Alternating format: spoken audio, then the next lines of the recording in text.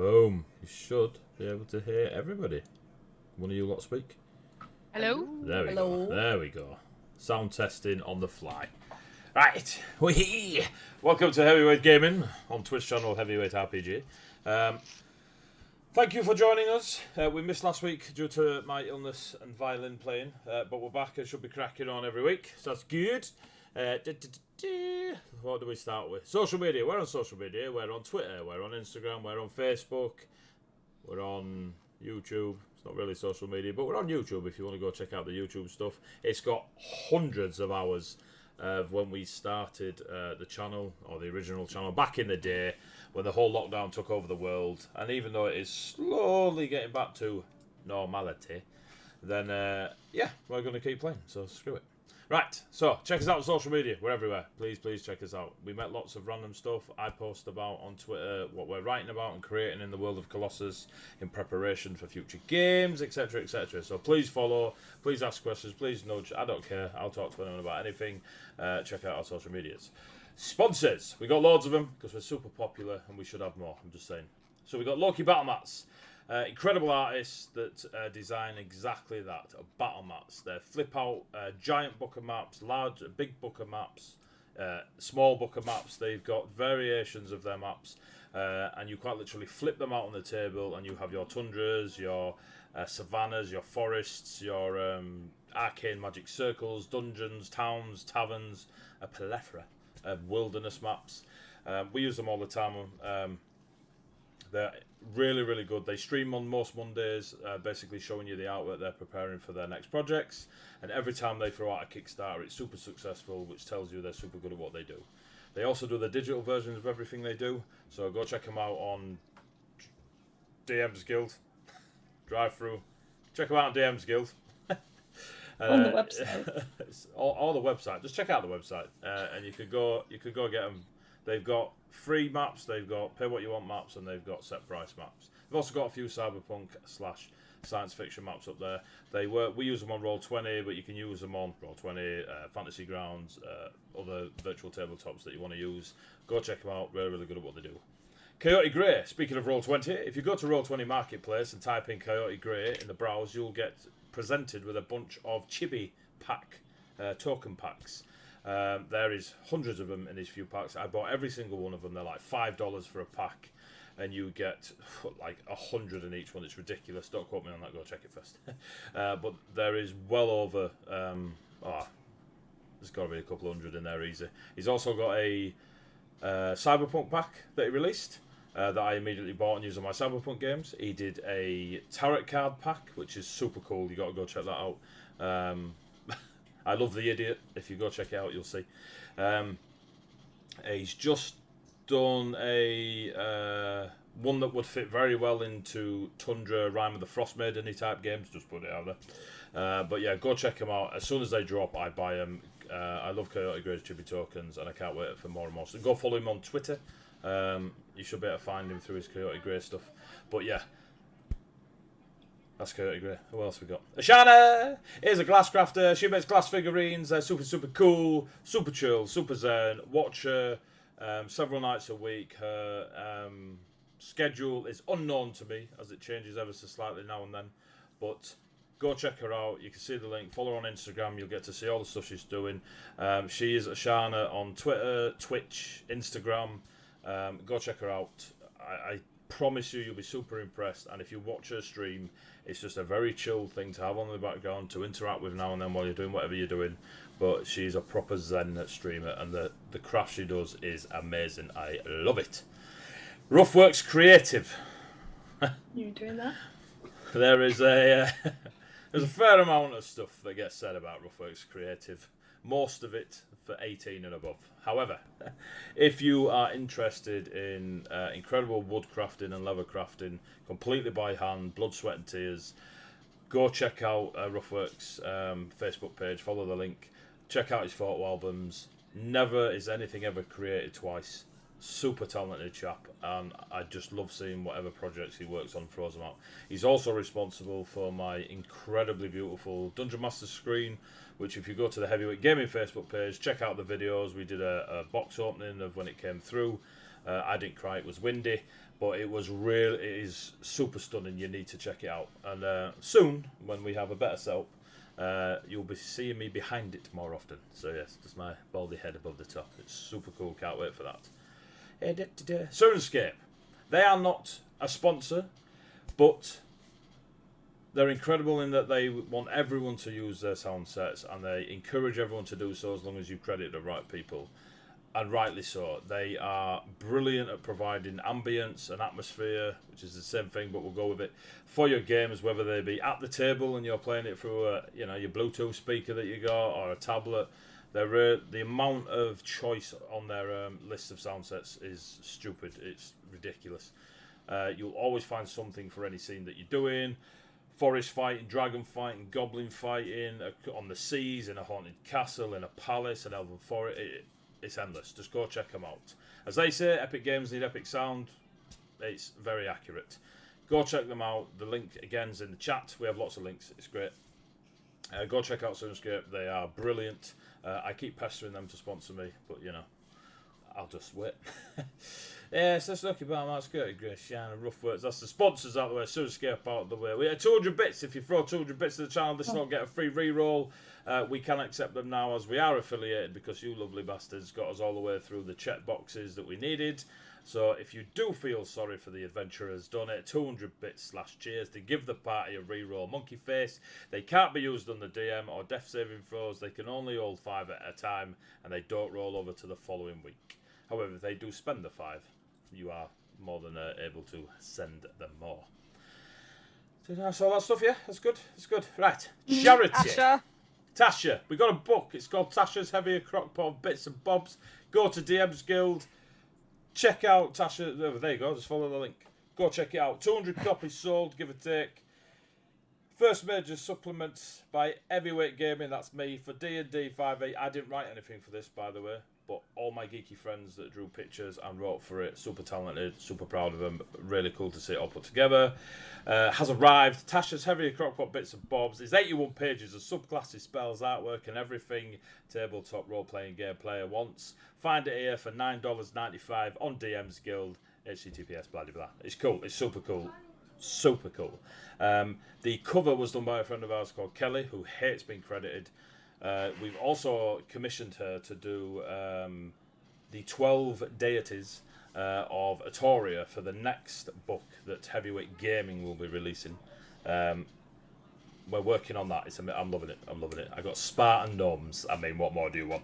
It's just ridiculous. If you look out for Arcane Script, as you see on the thing, he will be putting a shout out across our social media and such, and we'll share it and we'll get it out there. He's doing a Traders Compendium. It's brilliant. Like how his mind works is crazy, and the stuff that he's collected and written through and put together and compiled into this, I cannot wait for it to hit the shelves, as it were. It's so cool. But yeah, so just keep an eye out for that. I think that's everything. Right, let's jump on to the charity. The charity is good. Yep. Right, 2 weeks from now, so maybe less actually. 24th, so a week and a bit. Saturday the 24th through to Sunday the 25th. What have I done? What have I done? No, it's me. Can't remember the link. Shocking. There we go. Absolutely shocking. Sack them. Sack the mods. And rehire them because I need them.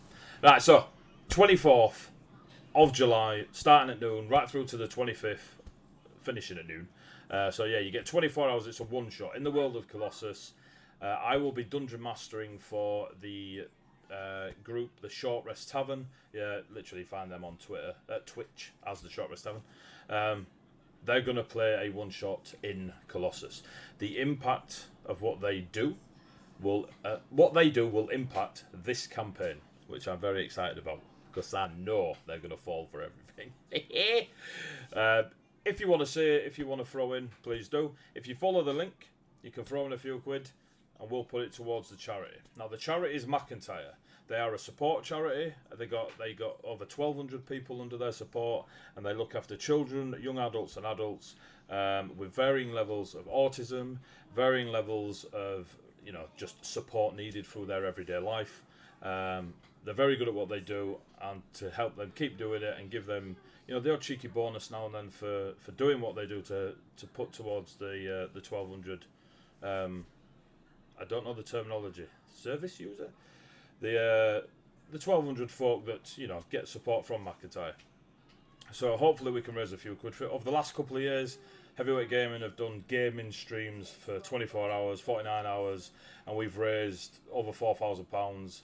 And we want to keep pushing that and raising more and more because fuck running marathons, just so you know. So please check that out. If you wish to win the prizes, 200 bits from Dwarf Warrior, thank you very much. We have prizes to give away. We have 2 copies from D&D Beyond because they're amazing. Van Richton's Guide to Ravenloft. Yes. 2 versions of that. His cousin Van Bryan got voted out, unfortunately. But if you wish to win a copy of that, it costs you £5 every time you want your name put in the hat. Please, when you do these £5, quote what you're in the notes, what you're actually trying to win. Otherwise, I'll just think that you're throwing in £5. We've got dice from Blink Dog Dice. If you go to the Etsy store and put in Blink Dog Dice, they're a Southern Wales dice making little company, really small business, really nice people, do some really cool little dice, and they're throwing in because they're amazing. Bardic Inspiration UK are throwing in some Goliath dice bags. If you don't know who Bardic Inspiration UK are and you're watching this channel, then you are clearly got it on mute and blindfolded. Go check out Bardic Inspiration UK, the amount of stuff they do. All my dice and my dice bag, yeah, hang on, and my dice bag, look at that beautiful pink bastard. All from Bardic Inspiration. Well, I put my own bloody link in now. Jesus. Yes, you do. Self-promotion in the channel. I'm sure that's illegal.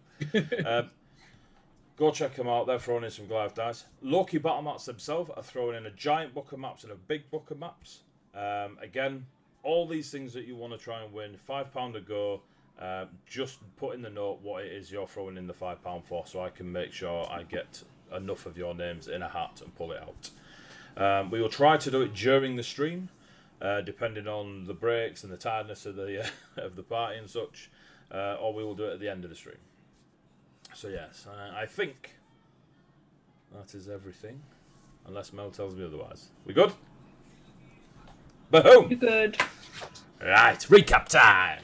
These lovely bunch of coconuts, are in the realm of Tahoro, which is the realm of echoes. They are currently searching for Aristotle's brother Stefan, who has gone there on an adventure of his own with his companion rogue, Nikolai.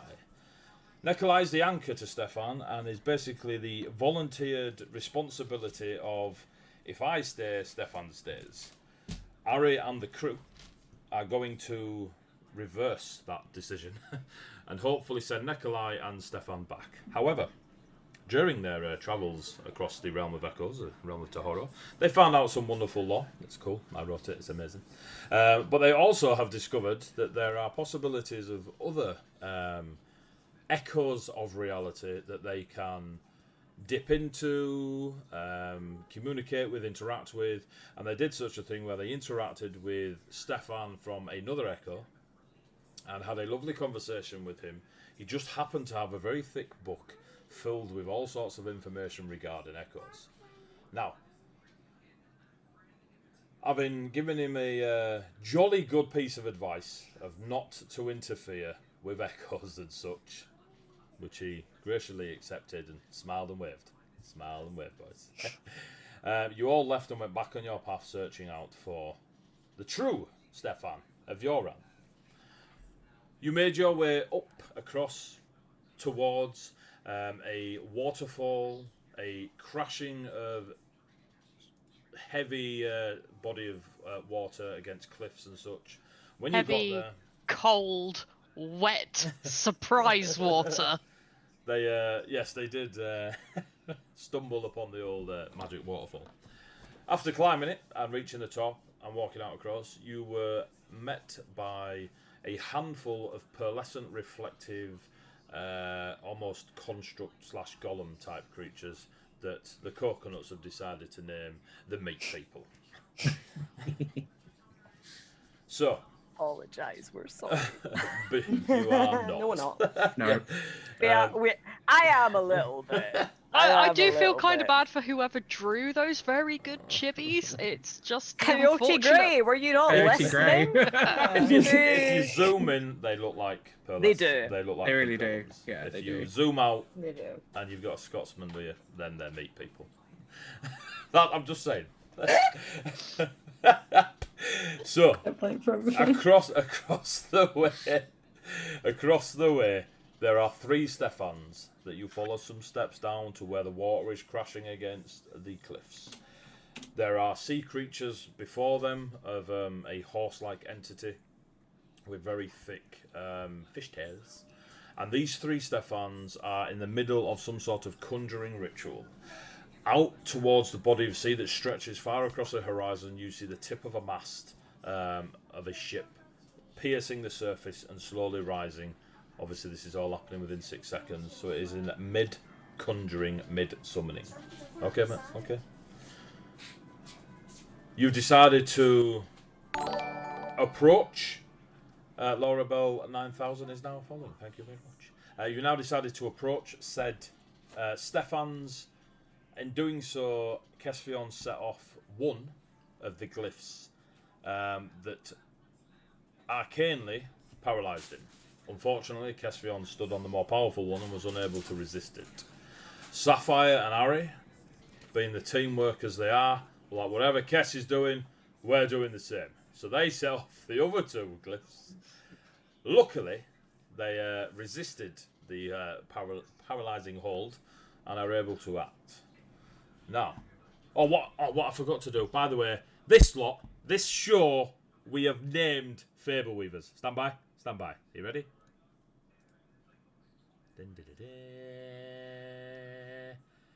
Boom! Hey. Fable Weavers, kids. There we go. So, what we shall do is we'll go over to Roll20, because we were mid-battle last week. Wow. Hopefully this works. Yeah, we were. Boom. We should now be on Roll20 on the stream. Mm-hmm. Right. I'm going to go there as well. During the fight, let's get some music on. There was a storm a-gathering. And this storm is right. It's here. Let's go. Is on its way. It's on its way. Bear with. Come on, There we go. music. There we go. Right. Hey. Chat, please let me know if it's too loud. Because it's on the same mixer as the players. So if it's too loud, please let me know and I'll try and turn it down. If you can't hear it, I'll try and turn it up. So during the fight, this is where all the Stefans are. There you go. This is Kesvion. He's loving life. Yeah, that's definitely an interpretation of. I'm sure one of his echoes is. But it ain't These this are the one. lovely meat folk. I'd just like to zoom in on the meat folk. Yeah, See- please do. see, they're You really can actually Stunning. see. They're They really- do not look like meat people. There you go. No, they really don't. Yeah, zoomed in. They're a completely Yeah. different brand. Right, so there. Right. We have Ruby in the bottom left-hand corner, who's currently engaged with one of these pearlescent meat people. And the rest of the party have abandoned Ruby to chase after the wizards at the top, basically. Not quite how it happened, but okay. I mean, to be fair, Xandria abandoned me to go after one of the other constructs. So Yeah, that's pretty. So we're pretty now unfair. That's arguing more on on brand. the technicality of they all abandoned you. Thank you for the Standard. follow, Short Cipher. Right, so we're going to start top of the round. Storm kicking off above you. Lots of stuff. Magic's happening. Right, Ruby.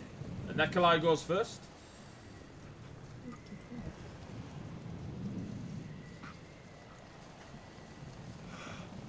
Nikolai has gone. Ruby. Neckline existed. right, using my action, I cast Thunderwave. Uh-oh.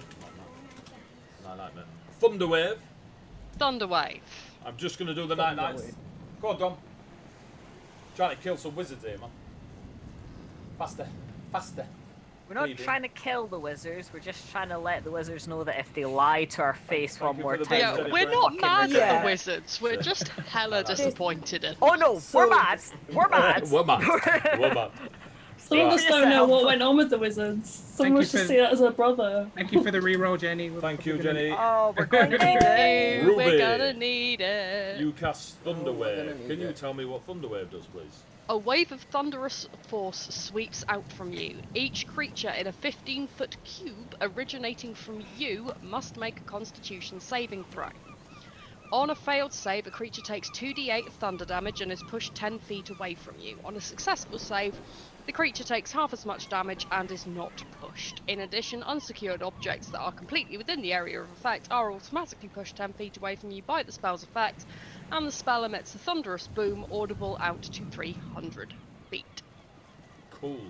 So amongst the already thunderous storm that's happening, your staff slams against the stone and kaboom, your thunder wave happens. That is a dirty 20. Oh yeah, that'll... So he I'll do takes it. half damage. He takes 1d8 of damage, which is 5.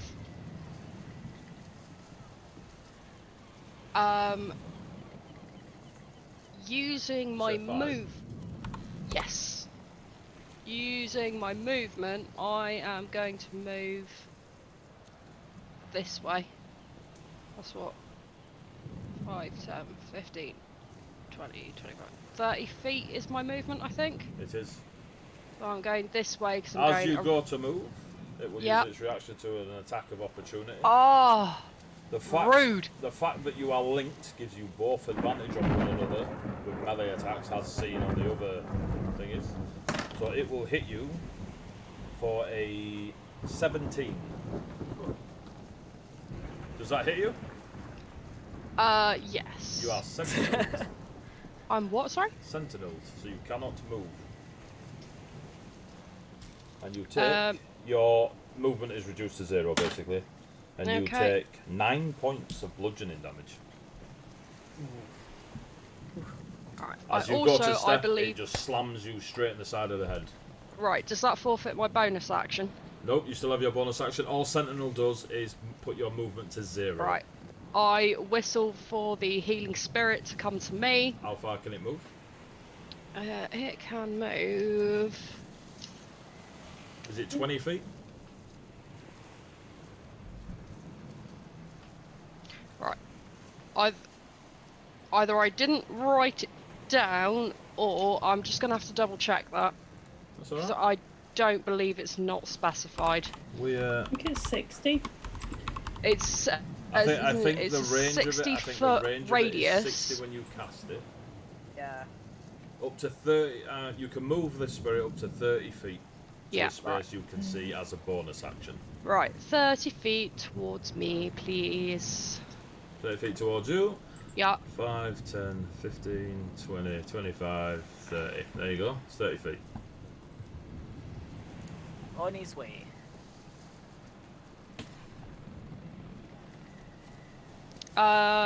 Bonus action, movement, action. Yeah, I think that's me.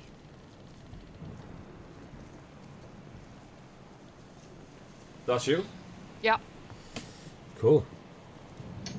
So as Ruby, you can all hear a kind of secondary thunderclap after one above your heads, and you can't help but look in Ruby's direction as you see the ripples through the air and the rain Well, is I sort can of- help. Well, you can't. You can kind of look left at the old, and you see the rain just get almost eviscerated by force, and then slowly start falling down again. I said slowly. It's a fucking thunderstorm. Kethion! You are currently Paralyzed, good. I am indeed. end of your turn. Give me a save. I have a question to ask. Just while it was on my turn, I didn't want to talk over someone else's. Okay. Was when we saw Nikolai, was it the same Nikolai who was on the roof of the tavern? No, when you first turned up, Harry noticed, or when you saw Nikolai, it was your Nikolai. Okay, cool. The older Nikolai with the grey Older. hair. Yeah. Yeah. Cool. And is it just a strength, straight up strength? No, it's a wisdom save. It's wisdom. Do you want me to just keep the base number that I've rolling and add my wisdom save onto that? What? Is it a Ignore me. wisdom save? Because yeah, never mind. Ignore me. Yeah, if you've already rolled the dice, that's the number yeah, you then got. that's Add fine. your wisdom save to it. Cool. That is a 19 again. Just fails. You are still paralysed. Yep, figured. Thundria! Hello. I'm gonna move here. Cool. Can I now see the 3 Stefans from where I am? You can indeed. Cool. I'm gonna Eldritch Blast the one right in the middle. Cool. Of course you are.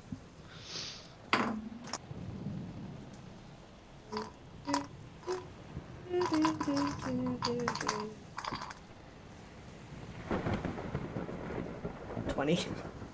20? Not 20. Oh, not 20. Cool. Not 20. So that makes it 25 and so I think double demons.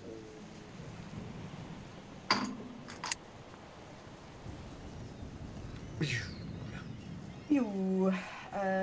God.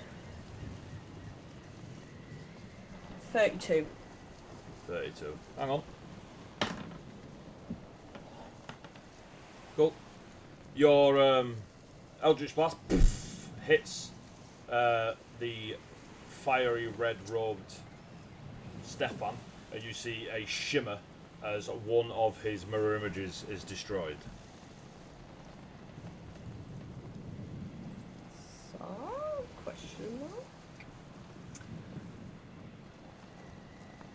We're just going to ignore the fact that the picture I just put into the group chat was blurred. Moving on. Every week so far.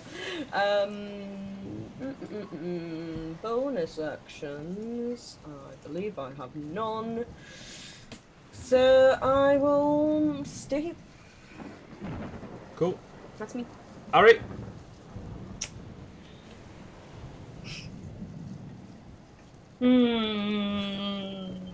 Ari was not present for Stefan conversations, so Ari just thinks she hit his brother. It's real fun. I may, I dare you. Well, bonus action is gonna kind of put a hand on Kess's shoulder and just be like, "We need you." Bardic inspiration. Thank you, I'm gonna need 1d6. The reason Kess is talking is in the sea. Guess his It's token's not in the sea. No. Oh, for me it's in the sea. Like, Not I sure know why. I'm a Kelpie, but those are actual horses. No, No, yeah, your token. For me, your token was actually just underneath that. underneath Kelpie. one of the It was there for Kelpies. me. Yeah, it is on the screen on. Oh, it's not on the screen on Twitch anymore. Yeah, not on Twitch. On roll but 20, for- that's so weird. Yeah, I don't Yeah. know why it's showing that.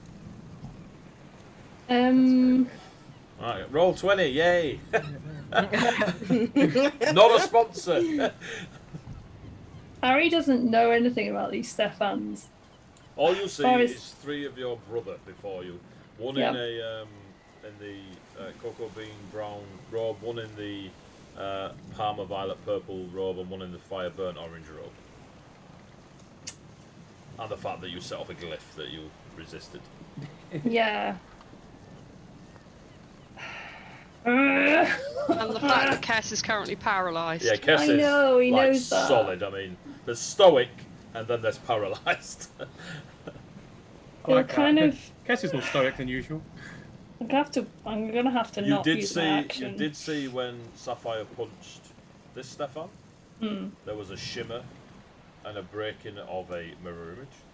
The Eldritch Blast that hit this one broke a mirror image. Right. In fact, Yeah, he's gonna kind of look at the one in purple in front of him and just be like, "You're not real," and go and try and stab him with his rapier, which is gonna be real fun for him. Oh, he's not gonna do Worst anything. That could happen. It's not gonna do anything because that's a 14. 14. Wow. Mm-hmm. Hang Hang on. I rolled a 5. Oh no, he is a wizard. 14 does not hit this Stefan. Yeah. I did not think so. Ari was like, tried and then was like, I can't. And then, Does yeah. mirror image only count if it lands? Not a clue, but I'm pretty sure that Sapphire broke. Did Sapphire he not did. break all 3? He did. Yeah, I thought I did. I thought I broke. I broke it. 3 shimmers were broken. Ah, yeah, because Alright, because you were sorry, yeah. Because I hit with like all of the. Yeah. hits. Yeah, you were just wilding out. Still don't know what it has done to me, but yeah. Nothing great. No. Nothing you're gonna enjoy. All That's right, for sure. so even it. Hang on. Okay. Yeah, it's got a hit. Okay.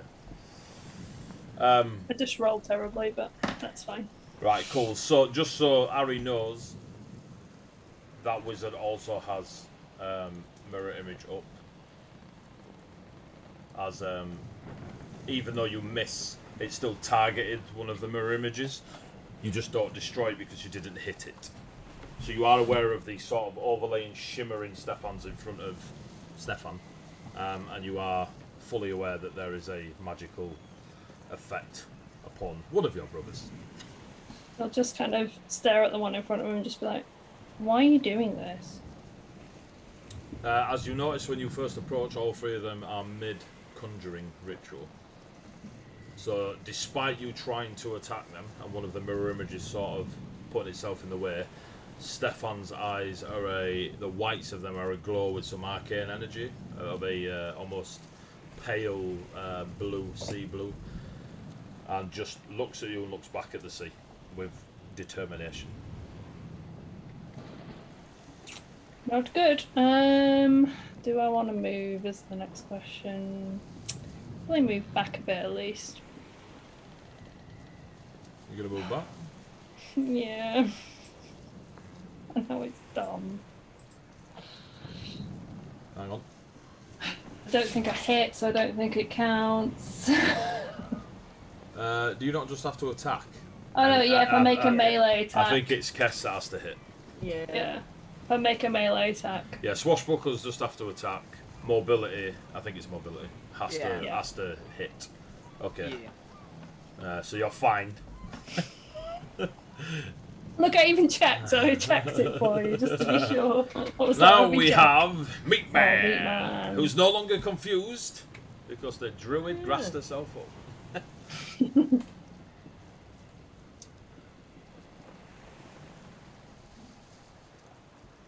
Just gonna punch Xandria. Slam attack on Xandria. Rude. I'm uncalled for. 18. It's Oh, going for the squishy people. Slam attack. 7 points of bludgeoning damage. Can you give me a wisdom save? Oh no, you don't need to. can I say how fucking dare you? Now you need to give me a wisdom save as it does its second thing. Oh well. That's fine. Got wisdom out the wizard. Why say that? Oh, Like, don't jinx yourself. Got wisdom. If I say it, it always does It'll well be for me. fine. It was not mild. Wisdom out the wizard. 23. It's only for a what? Constitution where the 23. dice Oh, right. betray I her. thought you said 3. I was like, Yeah, wisdom out the wizard. 3. 23 is a very good save. To be fair, if you were hitting 3s in wisdom, you'd probably think you were quite wise. Well, considering I have a +5, it's kind of hard to hit 3. I don't know how Rogue manages it. I got +0 to be fair. So as you feel, when it slams into, you see the reflection of yourself on its not meat skin, its pearlescent reflective skin.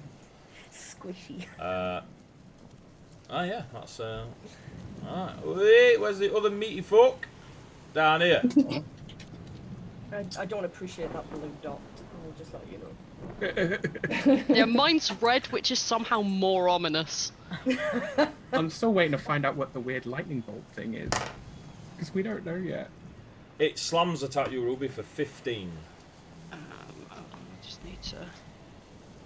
Oh. Yep, AC of 13. Slam away. Wow. You take 8 points of bludgeoning damage. Oh, jeez. Get that Healy boy over. And for its Here comes second, the boy. can you give me a wisdom saving throw, please? You are a druid. You should have decent wisdom saving. Oh, I like these new dice. That is a 19. You are fine. As you see multiple reflections of yourself across its pearlescent reflective skin. Sapphire! Okay, Sapphire's wizard. gonna do what Sapphire's gonna do. So, yeah, 2 attacks with his Naginata. I don't assume these things are coming up as fiendish. No. Oh, cool. Not Okay, yet. so concern. Thank you for the follow, Innovator. 17 plus 7, so that's 24, and a 16 plus 7, so 24 and 23. They Hits. both just it. Just about. In Good. fact, hang on. Yeah, go for it, man. 8 and 6, each plus 4, so that is 10 and 12. So that's 22 points of slashing with the Naginata. And I'm going to punch him. I don't know Because I why can. that was so funny. Was it 22 total?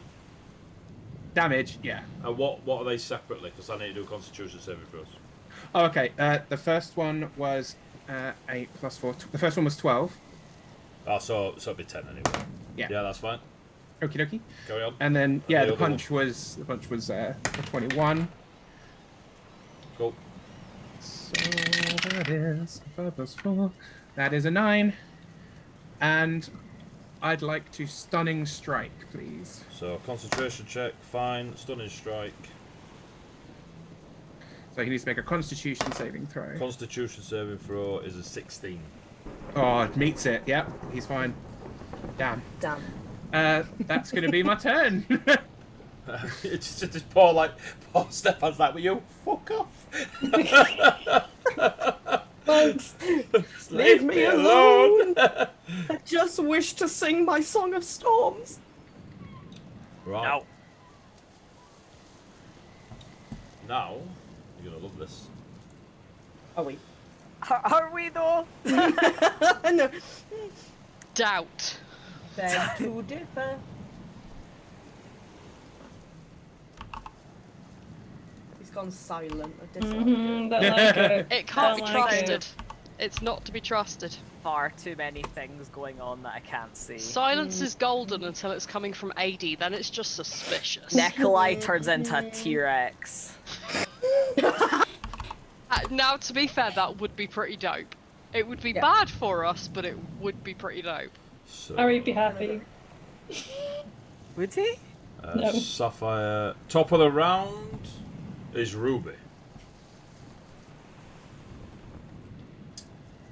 You notice Sapphire on punching into that particular Stefan. Despite them looking out towards the sea and now this ever rising, you see the mast of the ship a good 3/4 out of the water now, and you see the other masts that are reaching out of it, and the long, thick sails are kind of hanging loose, drenched, as there's clearly a very large ship being summoned / conjured from the waters. Their focus, even though their ritualistic conjuring is concentrating on the ship, their eyes are looking in your lot's direction. Ruby, Oh.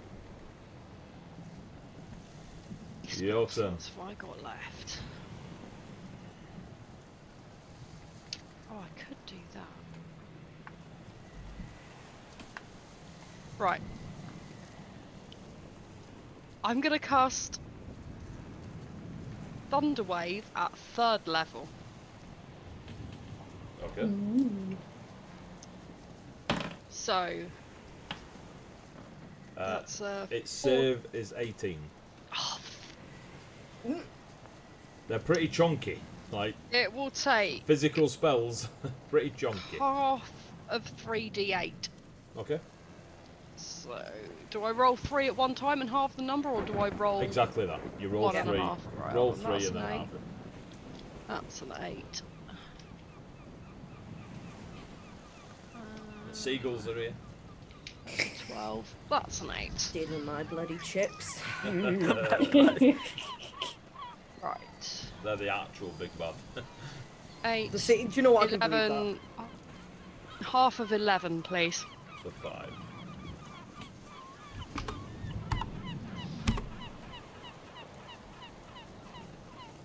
And for the bonus action, I would like to call Okay. all whistle,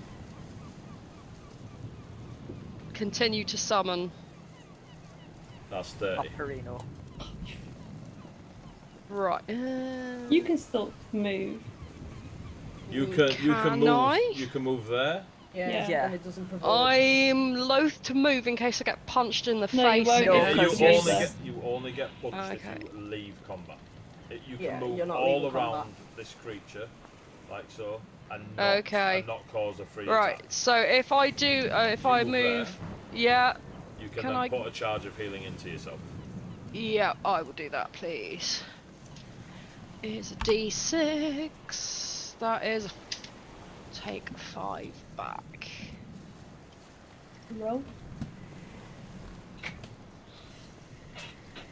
Which is a marginal improvement. It's still a good roll.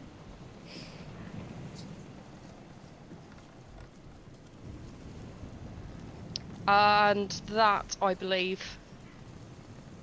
Is your turn? Yeah, that's me. Nikolai.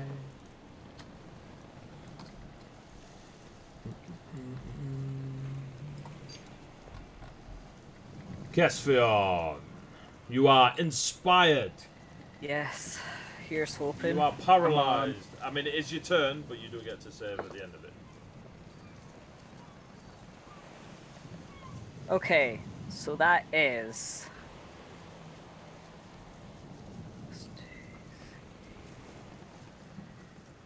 24. If you say no, I will cry. Live on Twitch. You shrug off the paralyzation. Thank Yes. fuck. The arcane Good. clings Because to your if, beak. if it was going to have to be 24, then I was going to be It like, was nah. 20. You needed a 20. Brutal. Well, that is your turn. Yep. Zandria. Hello. I have meat in front of me. You do. I do. Wrong I campsite. mean, you've got Kess, Ari. Oh, Yeah, don't not- start with a brother Not when you quite lisp the that.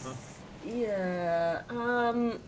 No, he's too close for me to attack with my lance. Luke's face alone was worth it. I didn't see.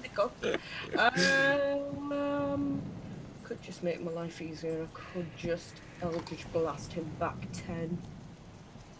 You'd be at disadvantage because it's a ranged attack. It's true. So no matter what I do, it's going to be Move first. Yeah, but if In I fact, move, it'd be a straight roll, Zandria, because you currently have advantage because you are linked, the same as everybody else. So it has Oh, advantage fantastic. attacking you, and you have advantage attacking it with melee. With attack, sorry, just with attacks. attack. That's fine. Yeah, if I move, then I provoke opportunity of attack. So it's Correct. But if I hit it with an Eldritch Blast, that's not my problem. So yeah, I will just Eldritch Blast So it. it's a straight roll. It's just a single And roll. everything's a straight roll for me anyway. 21. 21 hits. Yeet. Town and 18 points of force damage, and it is moved 10. Give me a wisdom saving throw, please. Wisdom out the wazoo. Out wazoo. Out the wazoo. That's 22. Out of wazoo. You are fine. However, you do, as before, notice a periphery reflection of Stefan in agony behind you when it fades. I don't care. Cool. That's the Zandria we all love. Yeah. Stefan with the fire human. robe. Oh no. Don't like that. Uh-oh. Paralyzes Kestion again. It would simultaneously be in his best interest and really not in his best interest. Yeah.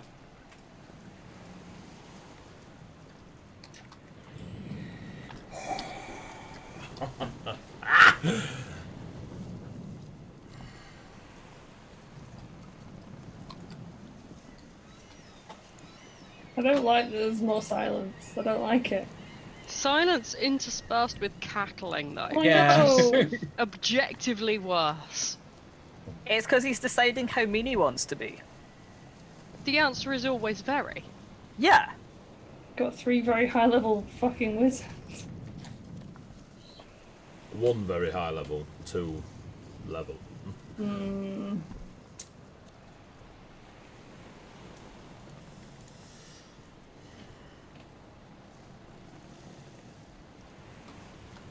The one in the fire orb will simply point in an area this direction, and a small orb, bright orange, with a almost magma-like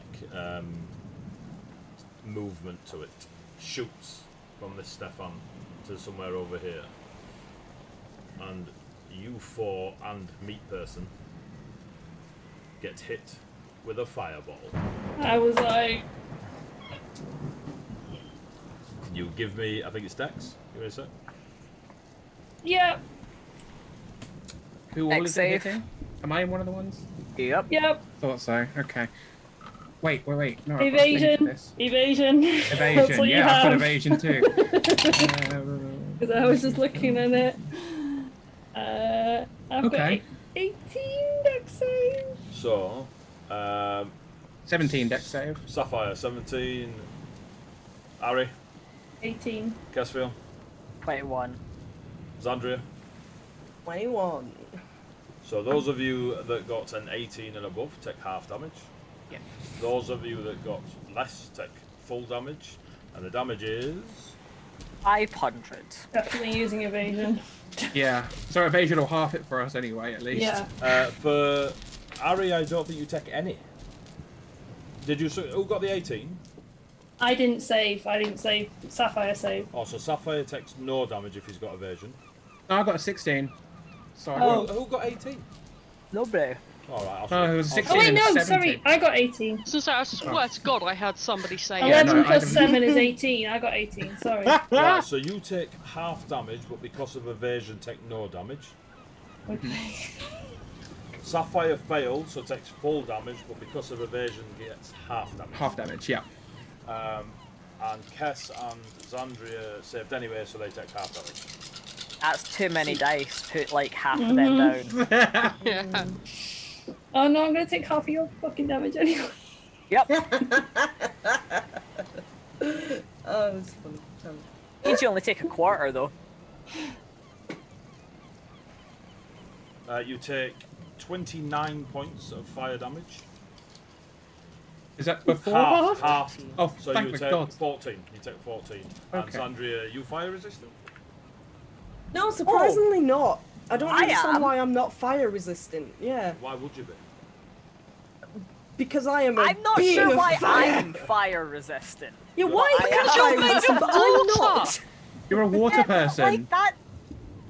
like that still doesn't feel quite right. I wish to be fire resistant, please. So have you taken 7, So, Cass? Kess is taken- taking 7. The rest of you take 14. I'm taking Ari, you 3. take nothing. But I'm he has gonna to take 3 for him. Yep. Does it hit me? Meat folk failed and takes 29 points. Wait. That's to be meat folk. Oh, thank you, Stefan, for that small blessing at least. But that was another Stefan. I love it. Right.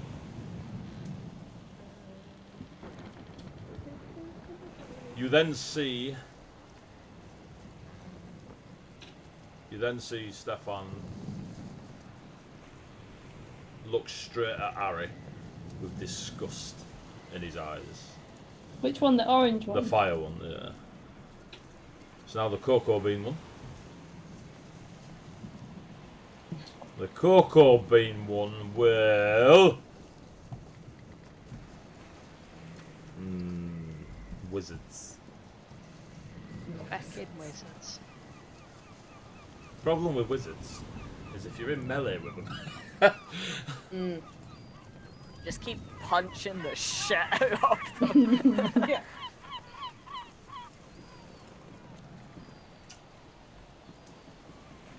Sorry about this, guys. I decided to put 3 wizards in a fight.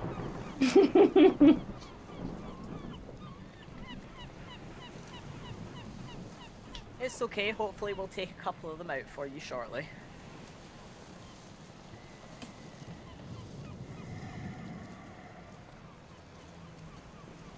Will cast a lightning bolt at his own feet. So it's a straight line, so it will hit only Sapphire, I believe. Sounds about right. Yeah. You are kind of in his face. Yeah. So, can you... I've lost it. I'm free then, right? You're free! So no, you'd be happy to know it's another deck save. Okay, good. In theory. Yeah. So give me a deck save. Oh. Yeah. Oh no. That's an 11. You have a reroll, and We that do. fails. We've got 2 Oh, we've rerolls. got two. That definitely fails. I would like to use a reroll, please. I Would don't use that recommend dice it. anymore. Let's use a different dice. Oh, that's a lot better. 15 plus 4. That's a 19. 19, you will only receive half damage. That's Oh. still a lot of dice. Do you have evasion? I do have evasion. So yeah, so you will receive half of that again. Good. Oh, you succeed, so you take no damage. Is that Take right? no damage. Yeah, Yep. that's cool. That's cool. Ah, what did he do? What was the beam thing? What? What did he shoot at me? Lightning bolt. Oh. 100-foot line, it goes arcing past Kess and Zandria, all the way across, hits the water, ricochets around the water a little bit, and dissipates out. Yeah, Sapphire's not going to backflip over it and land with a snarl. This guy's going to get the shit kicked out of him. Harry, Ooh.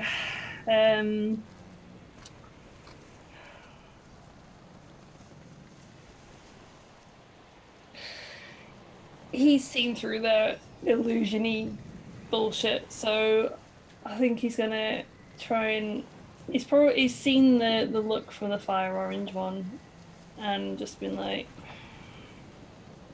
it's just like, you're not real, and then like goes into to try and hit him with his rapier.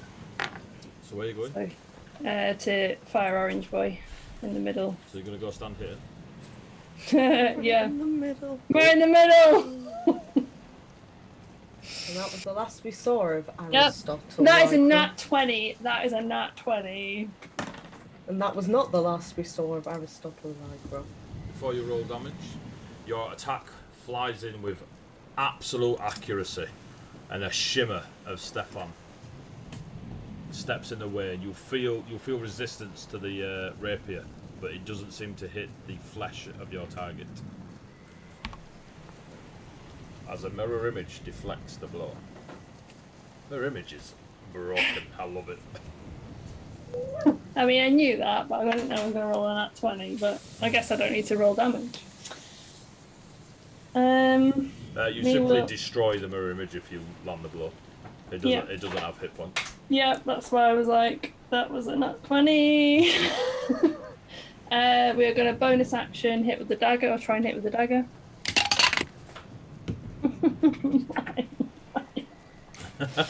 That is...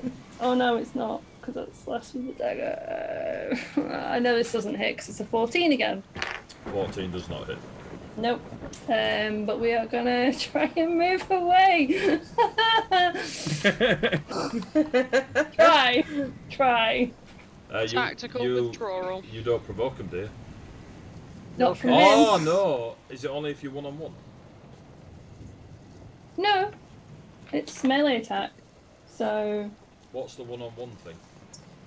You get That's advantage. You the get sneak advantage attack. if you're one on one. Sneak attack, yeah. That's for sneak. Oh, okay. Okay, yeah. So it wouldn't have counted anyway. That's why I was like, God damn it. So do you not provoke attacks of opportunity from that During person? your turn, if you make a melee attack against a creature, that creature can't make opportunity attacks against you at the end of your turn. That's why I was like, But the fuck. other two can. The other Okay. two can. Okay, yeah. That...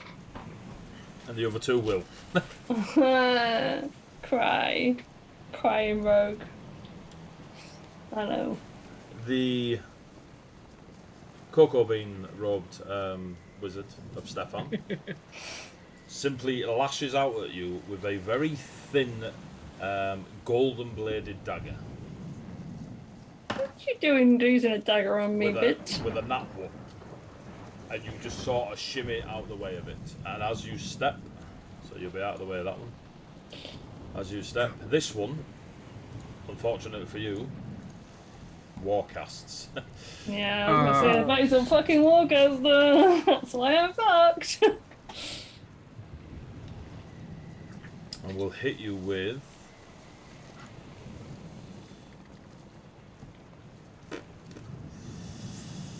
Magic missile. I was gonna say uncanny dodge, but I don't think that affects magic missile. Uncanny dodge is melee, I think, as well. Yeah. Oh no, I think it's an attack. No, actually. it's an attack. It's an attack. Hits yeah. you with an attack. Yeah. So this is an attack, so you can half it. Okay. Wow. 7, 8, 9. You get 9 points. I thought for a second that was 9 missiles. And I was like, Oh no. They don't. They don't. Miss it. oh boy! Yeah. So you take 9 points halved if you uncanny dodge it. Okay, so uncanny dodge, yeah. Alright, so you take 4. That's Harry's turn. It is now said wizards go. Where were you moving to, Harry? By the way. So you get. Your movement. So you I move was 5. moving back towards Andrea. Okay. If I get my movement back, that's cool. Cool. Near me. Wizards! Right, so it's now Parma Violet Stefan. Calling them Parma Violet and Cocoa Bean is not endearing us to them more. I just want you to understand. All you're this. doing is really annoying my inner pedant who just keeps going, cocoa beans are actually really pale greenish yellow. God, so it's the person that works for a chocolate company. Go for some Parma Violets right now, actually. No, Parmas are Oh, evil. why? Yeah, you they're might as well gross. eat soap. Look, they taste nice and they make a fantastic gin. Leave Tastes me like alone. soap. I like soap. So, Anyway. Stefan, with the thunderous storm above, reaches one hand up and lightning races towards his hand as his other hand aims out at you, Harry. Oh. Whereas the lightning bolt that attacked Sapphire went in a straight line, this arcs and bounces around in his palm and leaps, Chain lightning, bitch. and leaps Okay. at you, Mr. Harry. And 3 other targets within, I've already used my 30 feet reaction. of yourself. So, sorry. Target can increase your energy from target. Dexterity saving throw, please. It's all 3 of you. Use it? Use it again? 3 targets within 30 feet. That'll be you as well, Sapphire. Yeah. So the Oh yeah, lightning no, okay, bounces. we can evasion again. Oh yeah, it's whenever we're subjected yeah, to it. evasion's Yeah. all the time. Evasion's all the Yeah. time. I was like, uncanny dodge is the reaction. I was like, evasion's all the time. 14 okay. plus 4. Ooh, I 18. rolled good. I rolled 18 good. next save. Yeah, this dice is much better than my other one. So, Harry, what did you get? 25. I Zadria? rolled an 18. Zadria? Oh, dirty 20. Guess? Nat 20 plus 3, so 23. Sapphire? 18. You all pass. So those with evasion take no damage. The other 2 take half damage. Luckily for me. How many d8s have I got in here? You know the big level spells. That's not a question I like. Bloody wizards. I'm just, if I can get an attack in before the break, that would be cool in my book. I'm just glad I remembered our bloody bardic inspiration where I was like, hey, hang on a second. I can actually boost your I need saving to use throw guidance more often. Guidance is awesome. Yeah. Oh dear, 27.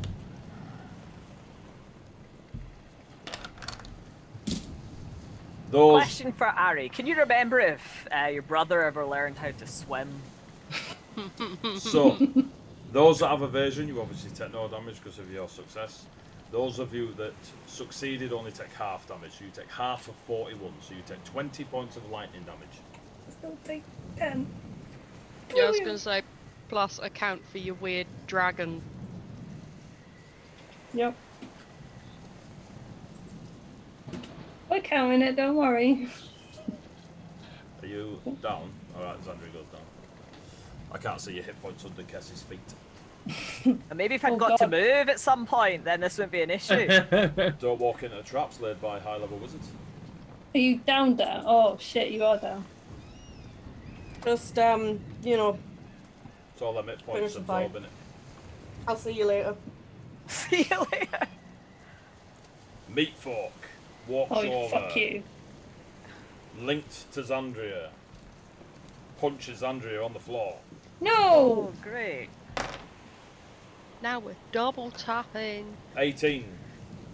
It's... Of course it does, I'm unconscious. Weirdly, they still miss. Is the thing. You lose a death saving throw. Indeed. Okay. For those at home, I know the rules say that if you hit a down person, it's automatic crit 2 death saving throws, all that. I don't do that. It's 1 for 1. Just so we know. So you are death saving throw. Have we got a little death? We got a little death. There we go. Have a little death. There we go. Thanks, Just I a little love death. that. That's a treat. Just... No. It can't do its other thing on you because you're unconscious, so it'll punch you again. So punch. What? That's a 20. I wish I had Sentinel right now. I wish I had Sentinel I have right now. Sentinel, it's so annoying. So, it's like when these things are linked, they're focused. We had that. It walks over, lightning bounces all around you. You see Xandria hit the deck. There's still smoke coming off the fur of Sapphire. Ari's hood's a little bit singed. Kess, he don't care, he's in his element. Then you see the reflective, pearlescent golem walk over and just start laying into Xandria while she's on the floor. Her body just only moving when it gets hit by the heavy slam attacks of this construct. The other one is going to punch you in the face, Ruby. Yeah, I God. thought so. Remember when there were women in the party? 16. Yeah. 16 hits. Take 8 points of bludgeoning damage.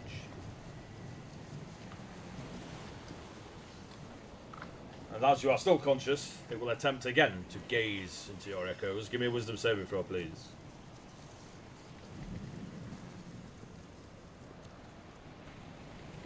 Eight. 8. You have, Would you like to use the other you have reroll? another reroll. I will take the reroll, please. I'll take the 8 if you want. Take a reroll. Total of 9. Cool. Where You're are so you? far away. Where are you? Where are you? Where are you? Where's my... Where's it gone? Where's it gone? I'm not happy about that. Ah, it's there. Dish. Okay. You see multiple reflections of yourself, and then you start seeing yourself die in these reflections. You turn around and you see Stefan crawling towards you and then just expire. You sort of shake it off. No Stefan, just the odd fading reflection of your dying self in this pearlescent creature before it is just pink before you. Sapphire? Oh, Sapphire's A lot of lightning going off. Pretty focused right now. Yeah, he's in a rage. Fuck it. I'm just going to keep attacking. Cool. So 2 Naganatas. A nat 20 and a dirty 20. Let me take a picture. They both hit. What's your total on the nat 20?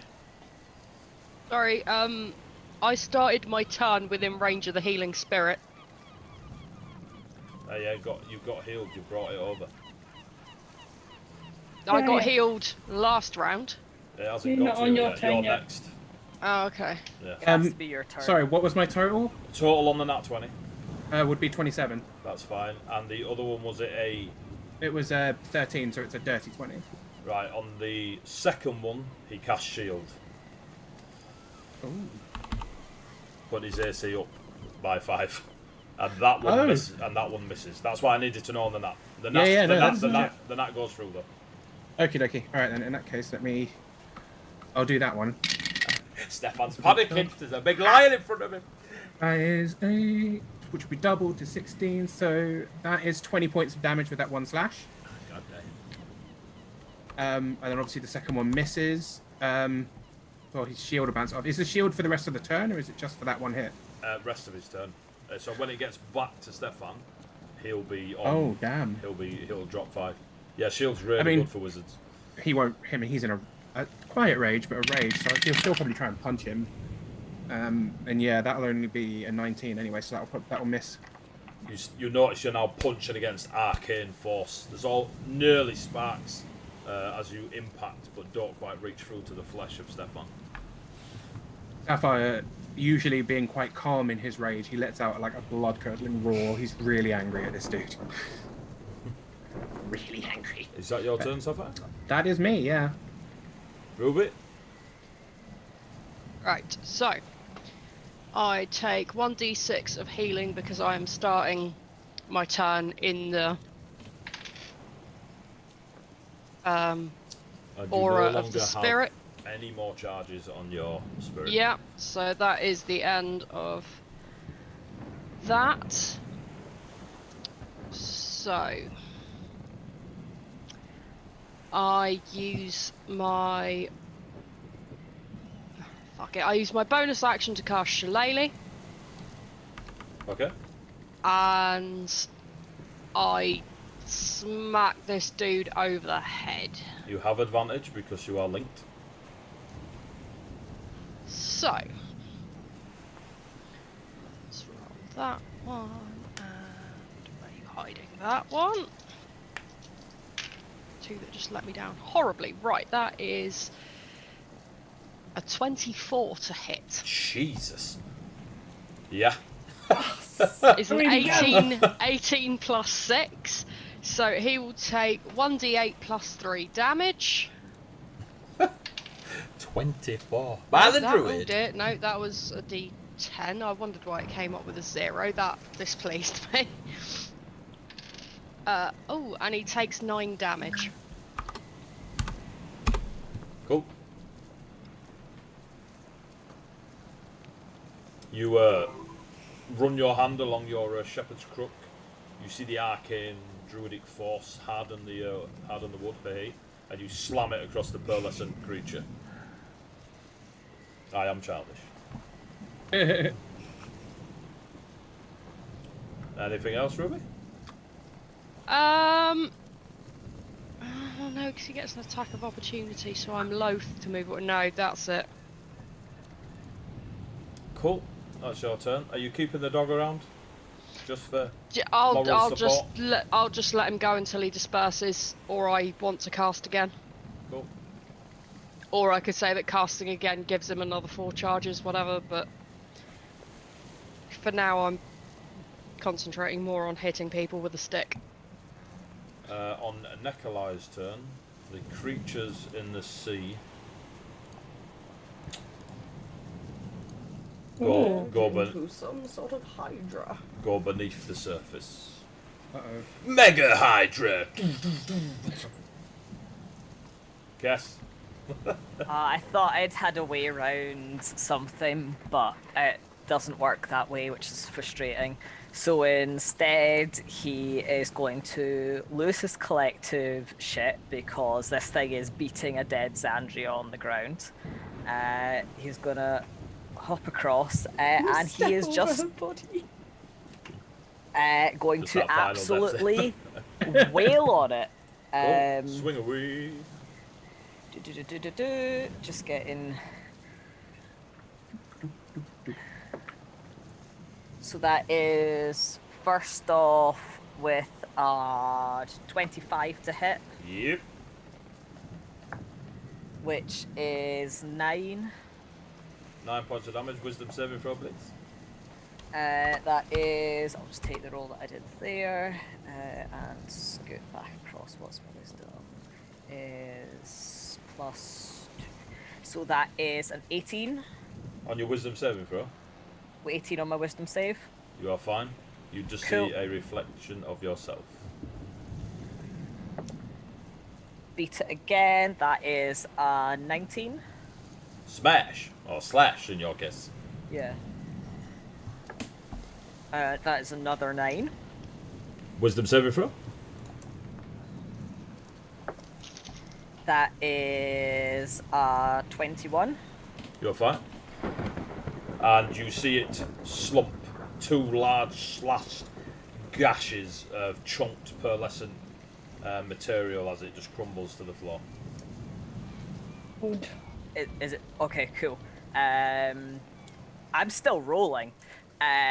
So 1, 2.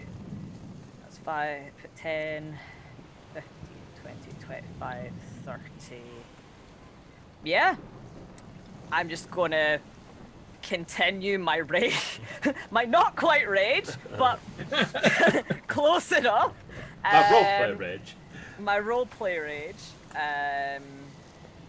Rampage? And that's a nat 20.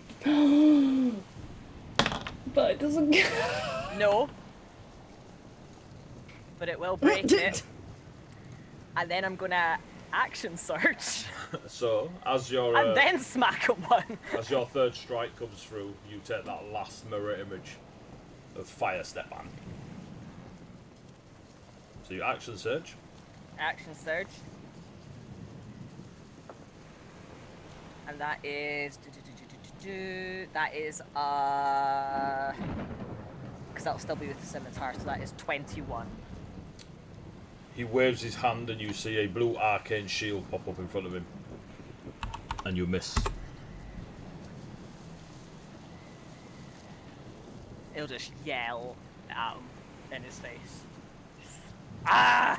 Mate, you've another 2 attacks. Oh yeah, because I forget that. Another attack, sorry. I forget that. Yeah, you get your action back. I forget that it's that. So with your action surge, you should do what, 5 attacks total? If you Yeah, do it I all. always, for some reason in my head, I've always thought it was just. Yeah. I've No, one mate, extra. mate, wait till you eye level and you're popping out like 9 attacks. It's horrible. Oh, jeez. So you've got another strike, mate. But his AC is far higher. Yeah. One sec.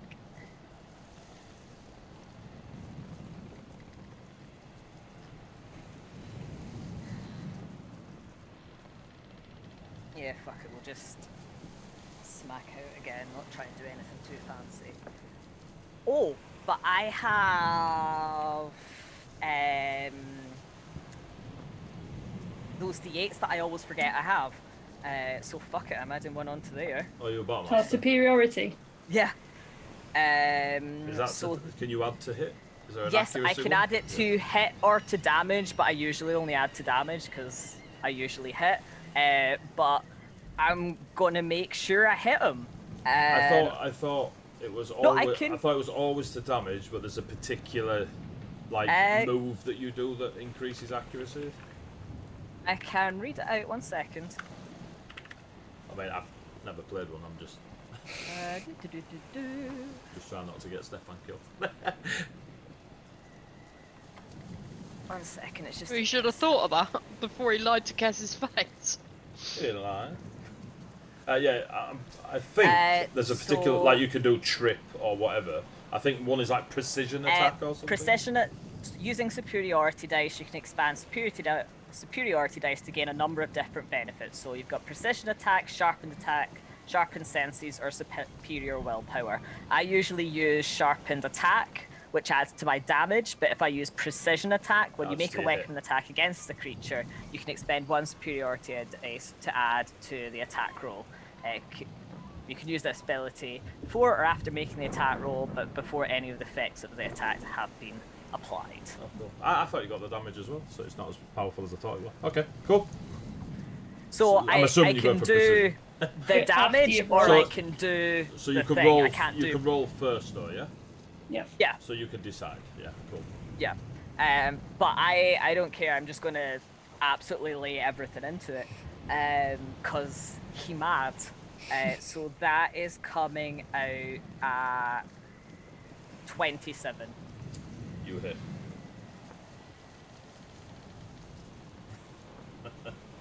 And that is 9 points of damage.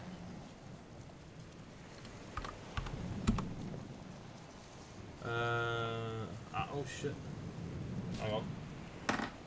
Oh, that's fine. That's even better. Right, cool. So, Cocoa Bean did not lose concentration. Cocoa Bean, Stefan. Fire, Stefan. What do you do? Just 9? Yeah, Yeah. it's fine. Maintains concentration on their spell.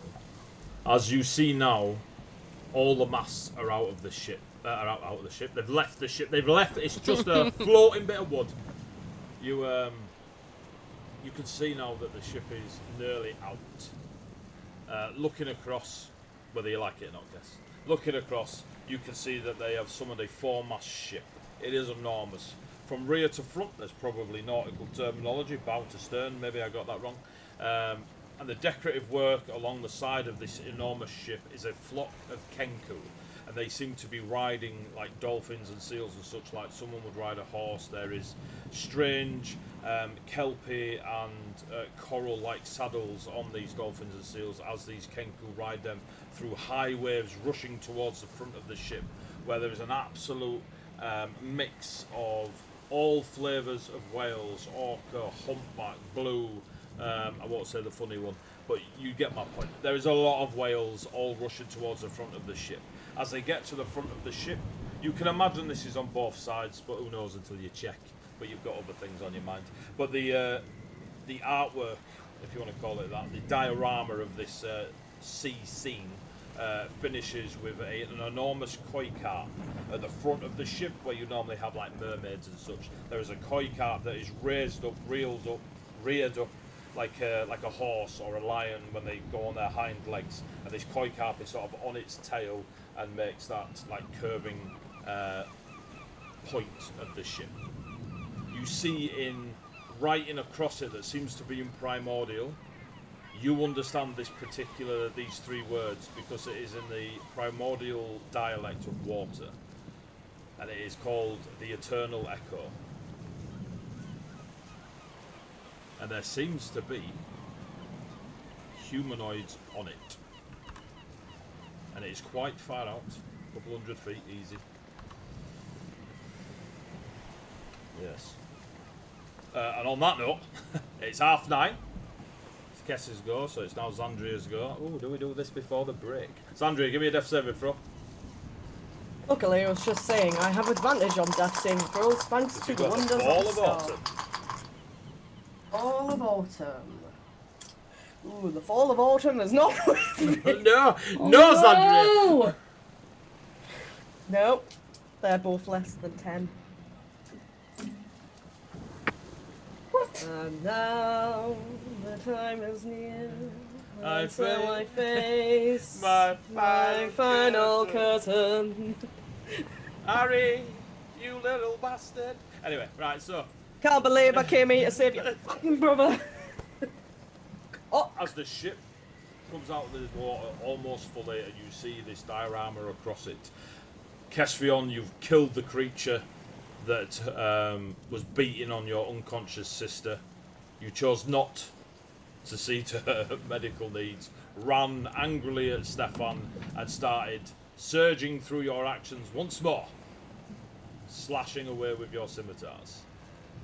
Ari, you look down, you're looking across at the scene, you look down, and the shallow breaths of Xandria stop.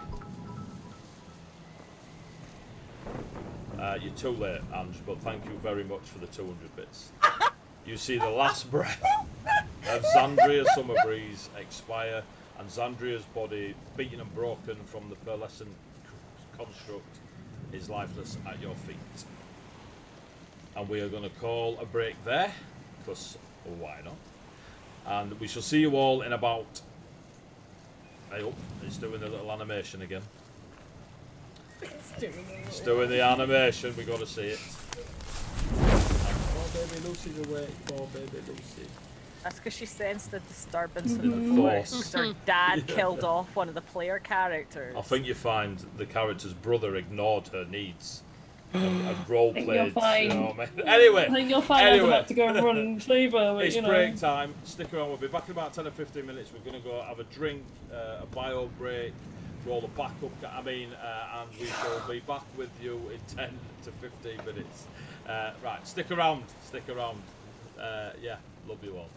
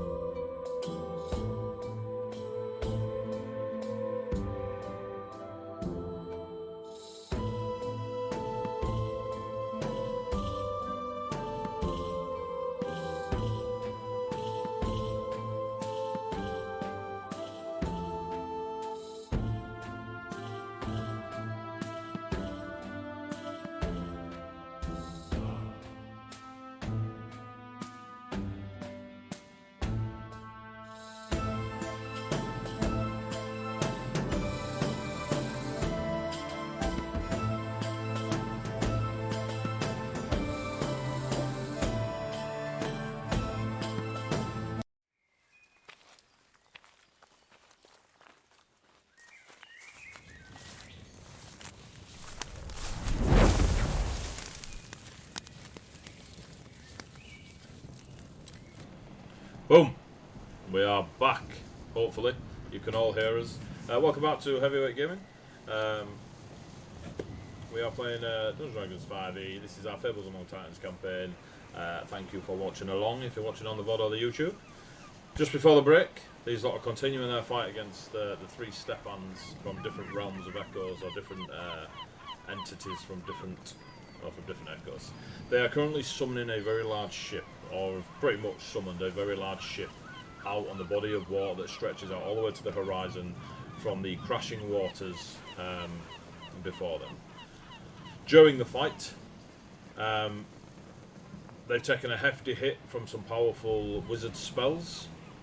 It is known across most of the realms that they have come across so far that Stefan, the brother of Ari, is actually a very, very talented / prodigy arcane wielder. Of varying levels of power, however, they have witnessed the force of a wizard threefold. In doing so, Xandria Summerbreeze, sister of Kesvion Summerbreeze, and angry lover of Aristotle. Whoa, whoa, Wait, whoa, whoa. whoa, whoa. Not quite there yet. We never got quite Has there. fallen in battle and expired thus far. Her soul, who knows where. So we are still in combat. You are still fighting the foes in front of you. I'll go over to the Roll20 map now. You should be able to see it at home. So, Xandria's just had her turn. Ari, you see the last breath leave. Fire, Stefan looks across at Xandria. One hand held out towards the ocean at the ship, and just points past you, Kesvion, to Xandria, and just stares straight at you with not a flinch. Her or me? And he summons a greenish orb in his other hand and just holds his action.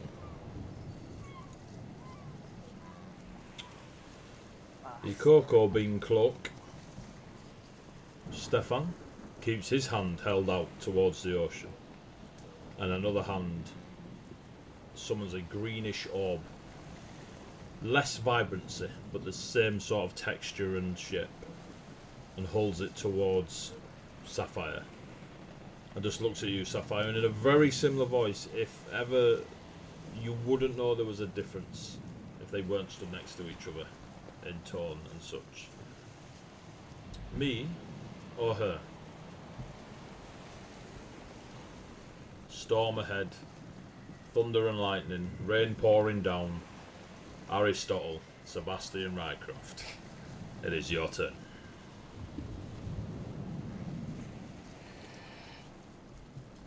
Harry has seen the breath leave her body, and still he knows it's, well, he doesn't know enough to know it's useless. He still tries to cure wounds on her. He's like, Xandria. As the magic leaves the palm of your hand into the body of Xandria, there is a brief moment of glow, and then it fades. Colourless dust in the rain. He just screams for Cass. Cass! Is that your turn? Yep. This particular Stefan summons a greenish orb. Not as vibrant as fire, Stefan, or the hand held out towards the ship. Me or her?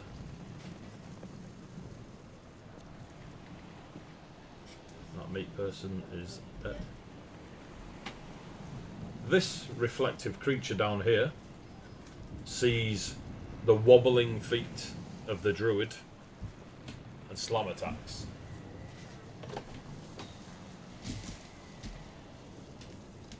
With advantage because they're linked.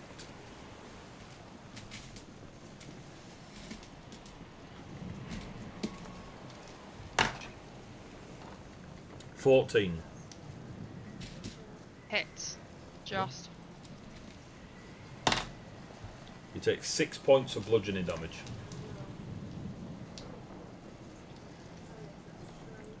second slam attack is a nat 20. Obviously hits. Oh. I rolled low. You take 7 points of bludgeoning damage. She's down. Mm-hmm. Oh crap. And Run! there's a Run, horrible, Sapphire, run! mournful howl as the healing spirit fades.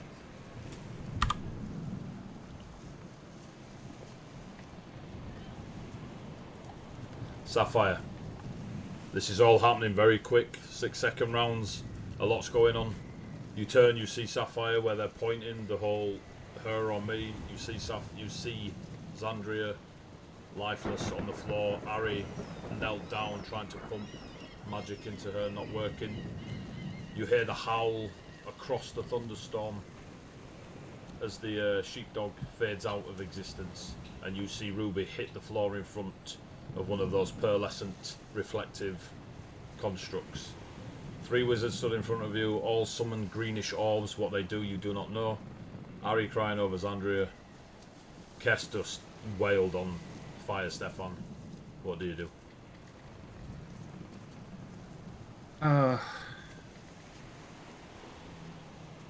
Okay, I am going to...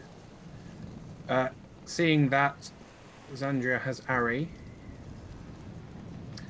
I am going to move... Oh, that's rough, that's dangerous. That's 50 domains, that's 65... Oh, yeah, I can do that with a feline agility. I'm going to run, and I know obviously this Stefan will get an attack of opportunity on me, but I'm going to feline agility to move for 90 feet per round. Wow, okay. Over to here. I'm going to go around the water. Coco Yeah. Stefan does not lash out at you. And I rush over here, and I just... Movement... Yeah, I'll just start wailing on this thing. Really? Okay. Are you sure? After what just happened? Have a think. Have He's- a think. he's- What After the mechanic entire conversation we did just we all had. forget about? I'm aware. He is in a rage. Sapphire, About to be in a rage. You're gonna hate my new character. start swinging Sapphire. Oh man. My entire new character is just gonna be built out of spite. Dirty 20 and a 22. Both hit. I mean, the difference here is Ruby hasn't already been hit for 2 death saving throws, 7. so you know Yeah, there's a bit more of a Ruby's leeway. got some time. I still did my action regardless. 7. That's 19 points of damage. Give me 2 wisdom saving throws. Oh no.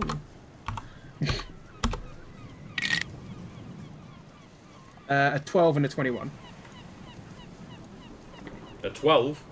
12 was the first one, yeah, and a 21 was the second one.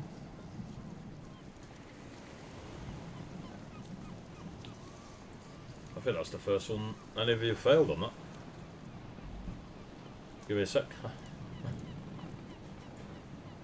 I think I failed. I've seen a load of reflections of myself dying. Your 21s are fine. Your 12 is not.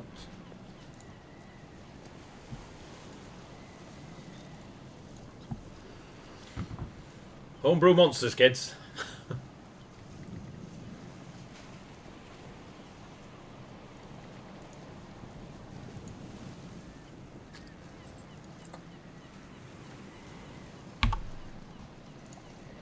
Carry on. Okay. As you are in a rage, wailing on it with your Naginata, there is a clear, almost rebuke on you as you're hitting it. One of them you shrug off, but the other one seems to take hold. You're unsure what, how, why, anything about it. And then I'm going to lash out with a punch. And that will be 16. You get advantage on these because you're now linked to it. That's a 26. That's better. That is. For no, not that dice. That's not Naginata. This is a 3 plus 4 for 7 points of damage. I think I was in one of the stances, but I can't remember which one. You're in summer. You weren't summer. You went different. I think you went autumn. Autumn. Yeah. I think I did go Round.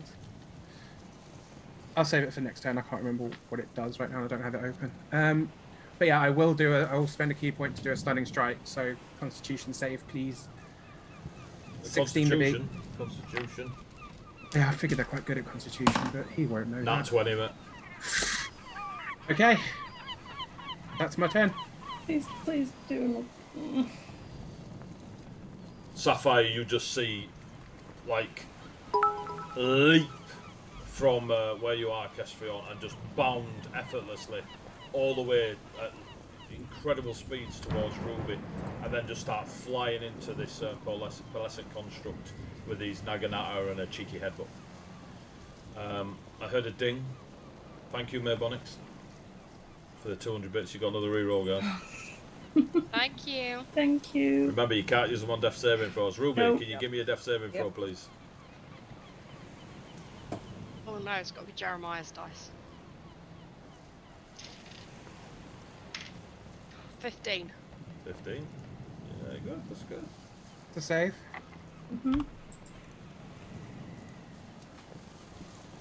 Sapphire, as you start wailing on this creature, you look down at Ruby, just almost defensively trying to put yourself towards her, and you see her start fading out of existence.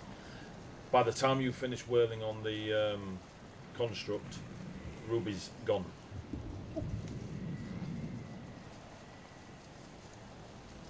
Okay. Kesfield. Start backing up, but not before, like, hissing in, like, the most... Usually, like, Sylvan is a lovely, like, lilting language, but this sounds venomous, and it's just utter contempt and loathing, the word traitor, as he backs up, choosing, obviously, his sister over chasing after them. As you're backing off, you see Fire Stefan sort of let the greenish orb go, and he just says to you, "See to your dead child," and just waves his hand at you.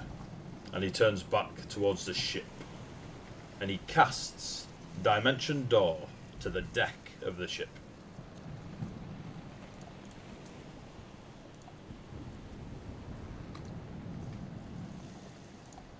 This wizard here smiles broadly. As Stefan smiles in the cocoa bean robe, you see a lot of blood in the mouth. You see bruising around the face where the hood was hiding it. Sapphire give him an absolute whooping. He lets the greenish orb go and casts Dimension Door to the deck of the ship. Harry?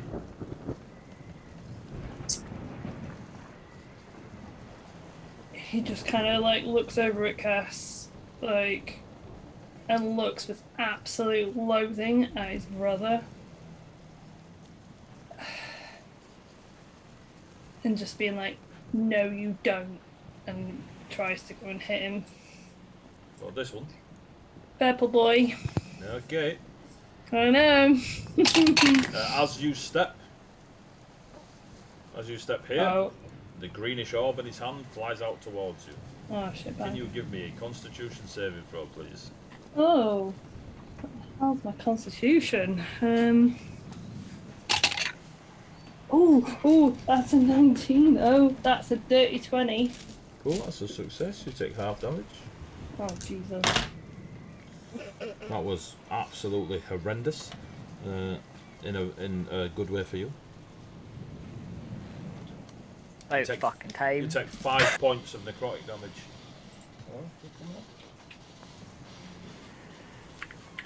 You take 5 points of necrotic damage. Okay. Got Lucy. Ooh. Can I still move and go and get him? You can. good. Be careful. I mean, I know it's not going to do any good, but he doesn't know that. A tiny velociraptor child. That is 24 to hit. Oof. Yeah, go on. Sneak. Yeah, that's going to do nothing. 9, 10, 11, 12, 13. That is 20 points of damage. Oof.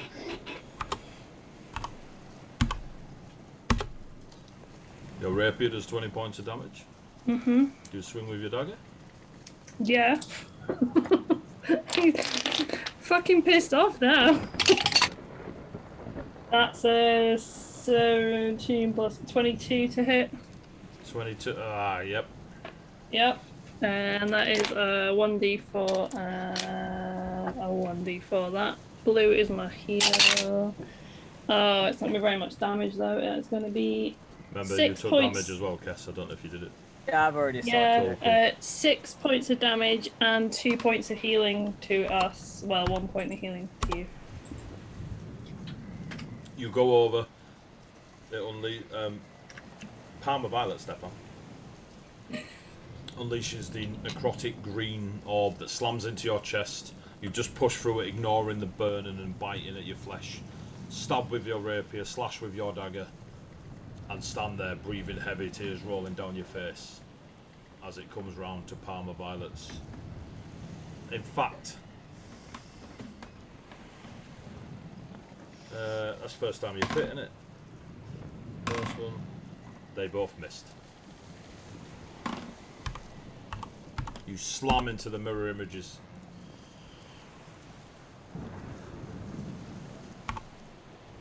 Of this wizard as your rapier bounces off one arcane barrier. Oh, bloody hell. Dagger slashes off the next arcane barrier. And then when it comes round to Stefan's turn, I'll take that point of health back off. Yeah, that's what I was just thinking. Oh, He hang just on a sec. I need to looks put at you, Ari, tears rolling down your face, and goes, and dimension doors that in his face. to the deck of the ship. Stefan, the super villain, didn't know we needed. This is because we said we liked this NPC, and Yeah, so then AD was like, I'm gonna. Not I'm a bit, not no. having that, he said. You can have 3 of the fuck.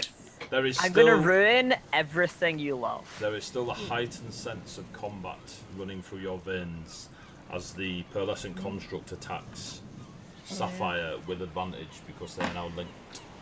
Yep. I think I might miss 15. Hang on, Lucy. Hang on. Does miss. Oh.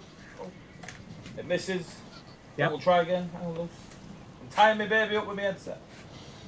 Don't do that. Now.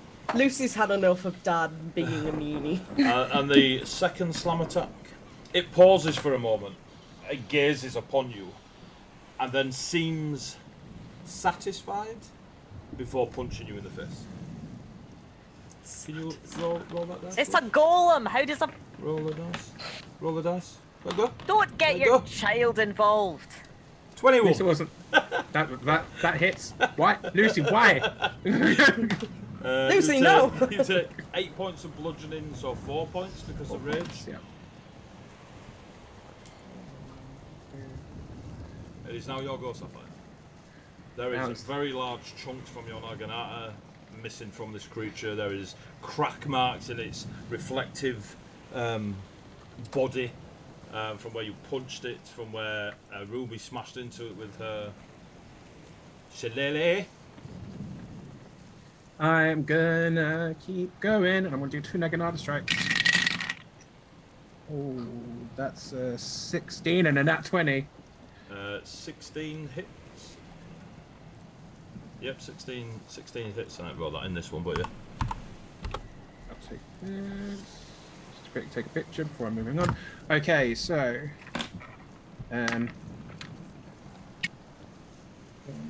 oh yeah, that was a good one. The one that did the 16 is a whole 5 points of damage, and the Naginata strike is 20 points of damage. Which is oh no, you're 10 over what you needed to destroy this creature. as your final Fantastic. strike smashes it into the rumble on the floor. You okay, babe? It's okay. And then You are now out of initiative. Sapphire will race back over to the others, dropping his rage. As you drop your rage and I move over, it's going to play the animation again. I need to work that bit out. So you'll have to deal with the animation. Just absorb it. Bring it in. Bring it in, kids. Bring it in. Oh, you dropped your derby. Yeah, it's on the floor. Right, we should be back. There we go. We're back. You're going to go sit with Mummy? Yeah? You want to take some dice? Yeah. You take them. Take all the ones that are rolling good. And be very careful with them, Mummy. Take all of the d20s. Do not eat them. They're expensive. So, you are out of initiative. The storm is still about you, the rain is still falling, lightning, thunder, all about you. Ruby is nowhere to be seen. The rubbles of these pearlescent constructs are scattered about the place.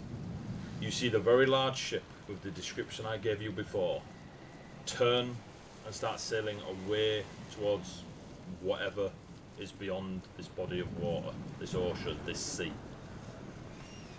and the lifeless body of Xandria. Sapphire, Ari, Kess. 3 to 1, go. Kess is just on the ground. He has Drea just cradled in his arms and just keeps rocking and sobbing. He hasn't noticed that all the Steffens are gone, that Ruby's not there. His entire universe has just shrunk right down to that and nothing else. As Sapphire kind of runs over, he doesn't take it in at first, what's happening, and he's like runs over and asks, "Did any of you see where Ruby went? I can't. I like she'd only taken a hit. She'd gone down, but she vanished." And then he sees what's going on, and his voice just kind of peters out. Oh, he's staring at the ship. And just like, how far away is the ship? Couple hundred You said feet. it was like 100 feet. Couple wasn't hundred feet, yeah. Oh, a You couple can see all hundred feet. 3 Steffans at the back just staring at you guys as it sails over. He just flips it off. It's just like, he's too concerned about everyone else. He comes back and it's just like, where's Ruby? Sapphire, where's Ruby? She was on the ground. She'd just been knocked down to the ground. I got between her and the thing, and as I was fighting, she just vanished. I thought someone had teleported her or something. She just kind of faded out.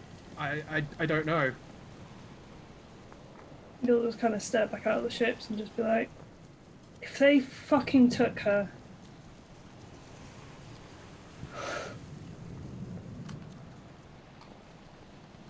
I'm just gonna put a hand on Kaz's shoulder.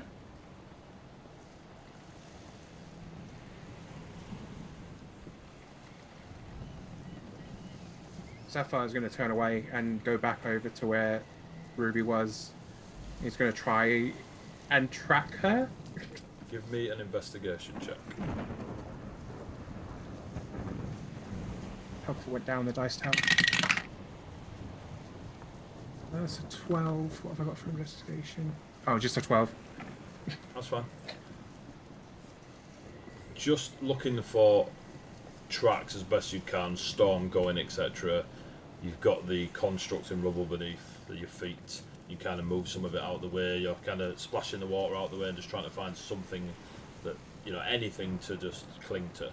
And your paw comes across something solid but like weirdly shaped.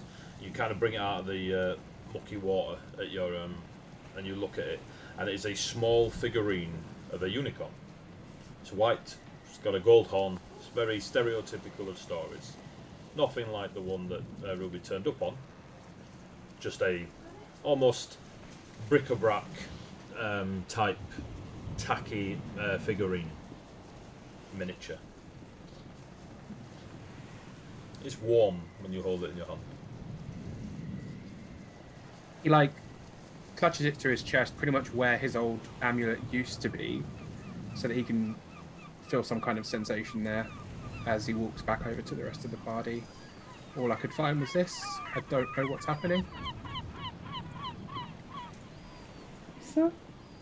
Is that the unicorn that she rode in on? This looks a very, very cheap attempt at a unicorn, but it is a unicorn. Remember, Khan is a blue with a pearl horn. It's a unicorn. I don't think it's the same one, but then I've got to be honest, there was a lot going on when she rode up on the unicorn. And Sapphire just like punches the bit of column next to him.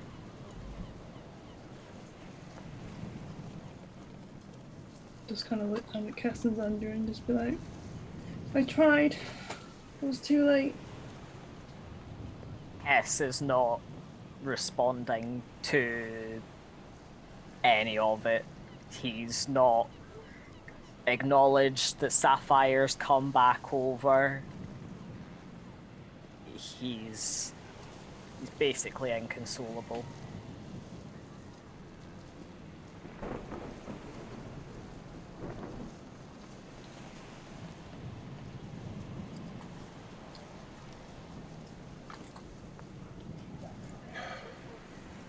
Rain's still falling.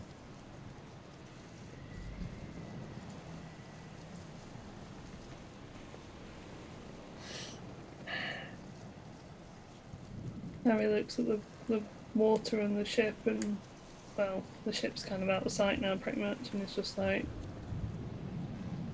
I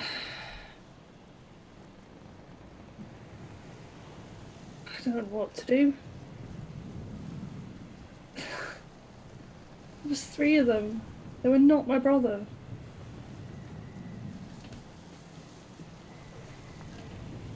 Yeah, I actually liked your brother.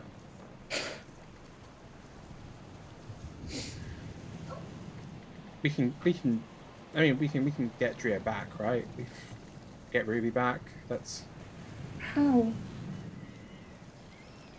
I don't know. I don't do the magic thing. I just hit stuff good. I tried to get Xander back. I wasn't strong enough.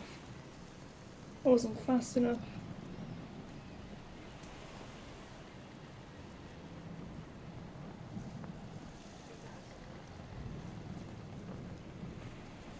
Where the hell's Ruby? Why has he taken her? And he'll probably like go back over to where he thinks Sapphire was, and also try looking around, see if there's anything there. But he's pretty sure, having seen them all teleport away, that he's pretty sure that she would have been teleported. Give me an investigation check.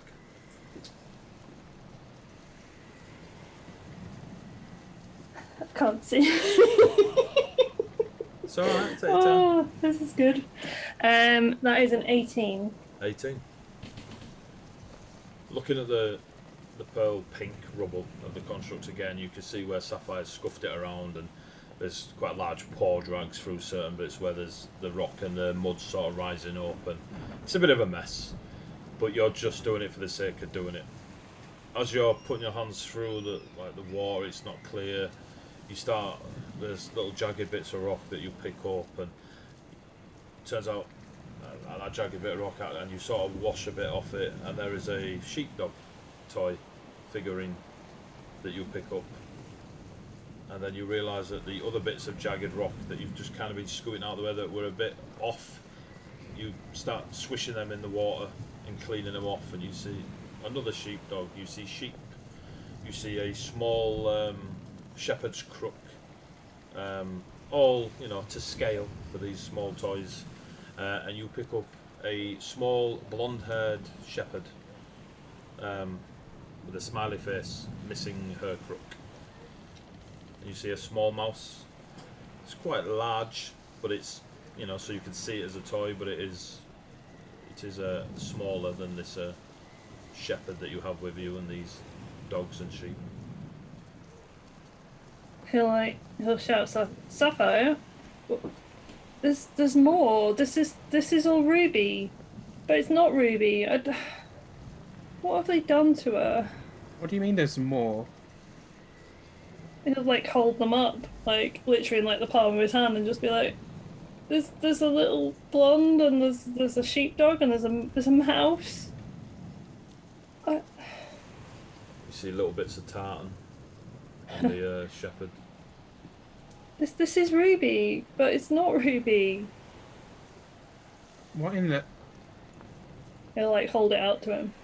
You see a collection of figurines of a similar skill level they crafted as the tacky unicorn in your hand. He'll kind of... If Harry lets him, he'll kind of take them from him. And, proper childlike, he's just trying to kind of, push them together. And he's just whispering, "Come back, please, come back, come back." Ruby. The last thing you remember is a very large construct and many reflections of yourself all across the body of this construct. Your magics weren't working, your newly made friends or those taken under your protective care, however Ruby wishes to interpret it, too far away from you. You reverted to brute force, self-defense, survival. You called upon your druidic magic, you shillelagh'd your crook, and you smashed away. However, the creature, being as it was, managed to bring darkness to your world quite quickly. You remember banging your head as everything went black. When your eyes open, they see nothing to start with. Not even darkness. They see nothing. It is a very surreal moment, and one Ruby has never experienced before. But then you begin to hear the sounds of animals, of the woodlands, of the highlands, of forests, of rivers, small creeks, and every now and then that echo of a storm, distant, very familiar to the one you've just left. You sit upright, you feel beneath, and you are on something solid, but you get a sense of, not necessarily vertigo, but there is a separation of reality for a moment, where all around you is a vast pinks and purples and oranges nebula, stars for as far as your eyes can see. You are in the middle of it, yet stood on something solid. You're on your feet. You see none of the creatures that you hear. You do not see the babbling brook, any of those sounds that come to your ears. You are merely stood amongst a nebula. It is breathtaking. There is a awe-inspiring look to it, and you find yourself slightly jaw, down a little bit, trying to take it all in. You hear before you see Khan coming towards you. The heavy hoofs, clearly again on something solid, striding from somewhere deep within this nebula towards you. Beautiful grey blue fur, long mane, long tail, pearl horn reaching out 4 feet. This beast, this unicorn, this creature of pure, whatever it is, massive and present, just cantering towards you, powerfully, pridefully, not a care in the world. You have no idea how much time passes. You do not know how long you have been asleep, out cold. Is this what there is after death? You are unsure of any of these things. Yet all you know is you are stood somehow a place you never could imagine, and this unicorn you've recently come to know is stood before you. Now about 5 feet from you, you can feel this It's different to when Khan first turned up. Here you feel an almighty presence of Khan. There is something very different and very upon you in this space that you are right now. And Khan just stands there 5 feet from you, blocking most of the nebula.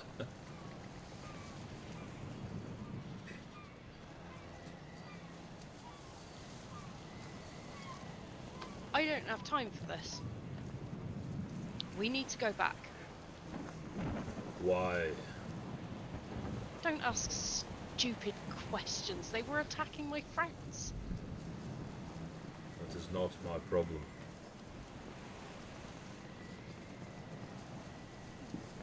Send me back and stay here, and it never will be your problem then. I cannot.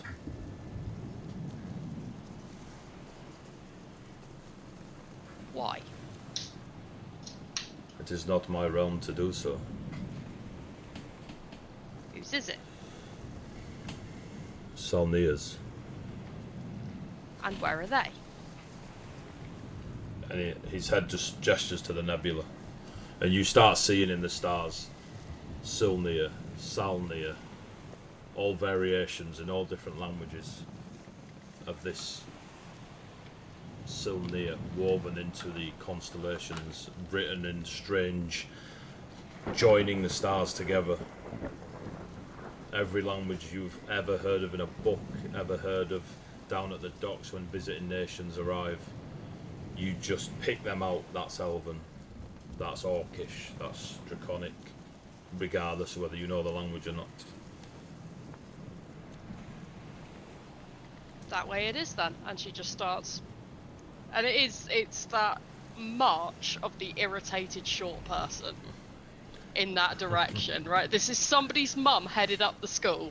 It's that kind of gait as she just like strikes out in the direction indicated into the nebula. As you start walking, clearly there is something solid beneath your feet, but you are walking through space. And you walk, and you walk. Time passes to the point you feel the ache in your calves. You're a shepherd. Like, that ache in your calves has not been known in a long time. And every step, Khan stays adjacent, parallel, just following you, doesn't speak. You start to get beads of sweat as you feel you've been walking what feels like for days on end, and you're just walking through a nebula.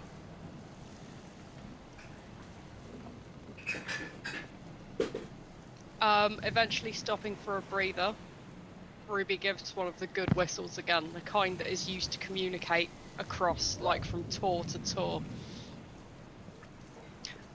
Or from the end of the garden, if you're somebody's dad. One of those real high-pitched, loud. And nothing happens.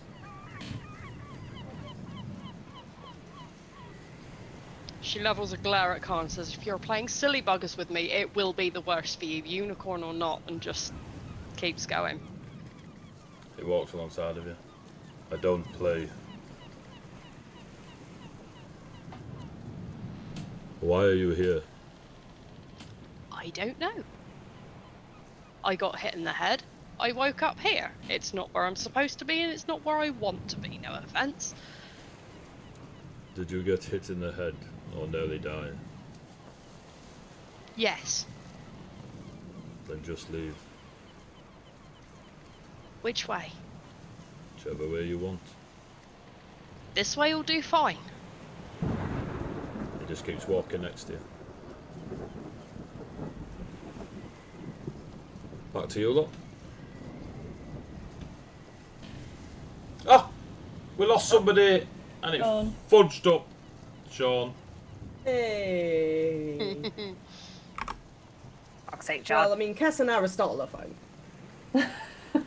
God. But Ruby is now being co-piloted a la Pacific Rim style. Some more I mean, as chaos. far as Ruby knows, Ruby's just quite annoyed. Right, we need, do we have any word from Mr. Sean? That's it. Nope. I sometimes hate my life. If I lean this way, I am more Ruby. If I lean this way, I'm dead. Not That's 24 nice hours. to So if I lean here, I'll just be dead. Sorry about this, But yeah, kids. I'll We're share a just gonna frame with you. It'll be fine. Just see if we can get Sean back. Sharing a frame. Oh, yeah, look at that. Actually works quite okay. Right, so assuming Sean rejoins. Death save buddies. Harry, Cass, what are you doing? Cass, are you still in the same, like, Oh, yeah. yeah. Twilight. Yeah, Harry, you just helping Sapphire with the toys? he'll kind of like gather them in all together and kind of like try and like arrange them. I'll just be like, it doesn't know what to do, so it's just like, I don't know what all this is, but it's Give me something. a performance check. Oh boy, okay. See if you can assemble the farm correctly. Pretty much. I'm like, oh jeez. 17. 17. I will assume you ignore this bit, Cass.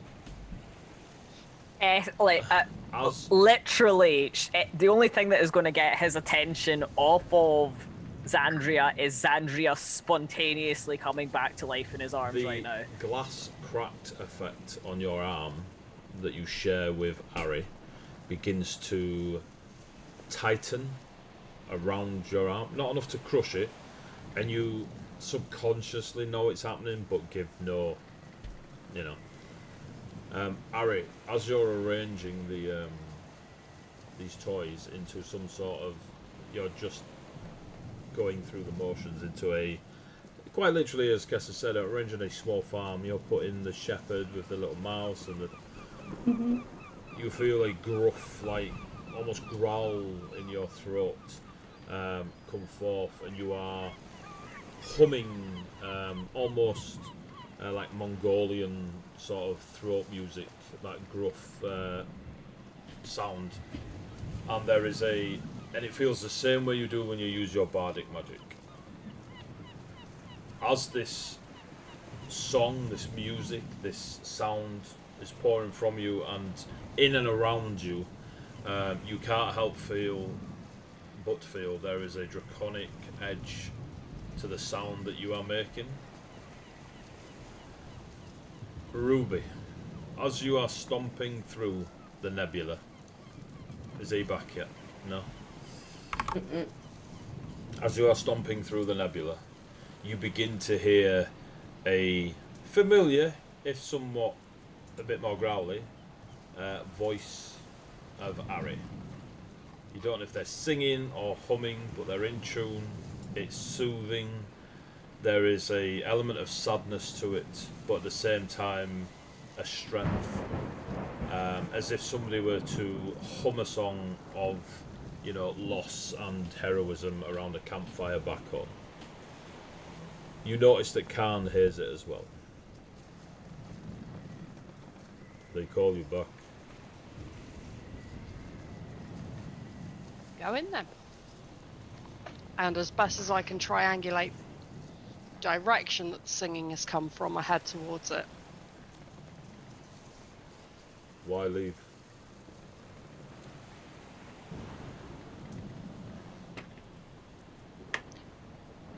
I'm gonna waste time trying to explain to you. I said before it was a stupid question. It remains one. What can you do if you go back? You walk the circle. Shepherd, flock, shepherd, walk the circle. That's what you do. When You one don't- passes, what do you do?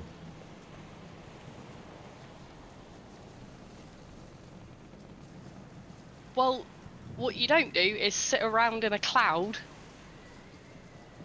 I see no clouds. or whatever this is. I can't just stay here in nothing, doing nothing, being nothing. It's a waste of time. So I'm going back.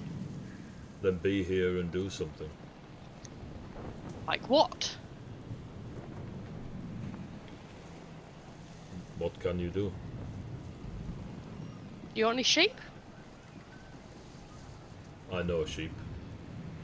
A sheep. I know a sheep. Needs a lot of looking after, does he? Less so than your friend.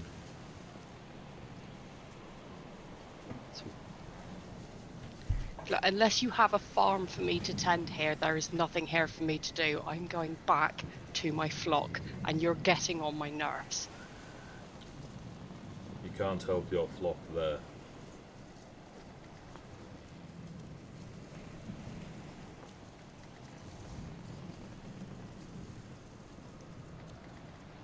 You can always find another way to help.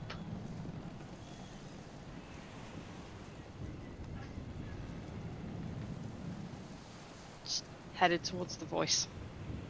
Khan does not follow. You start heading towards the voice. Mm-hmm. Cool. Follow or not, at his own leisure. I'm not his boss. Cool.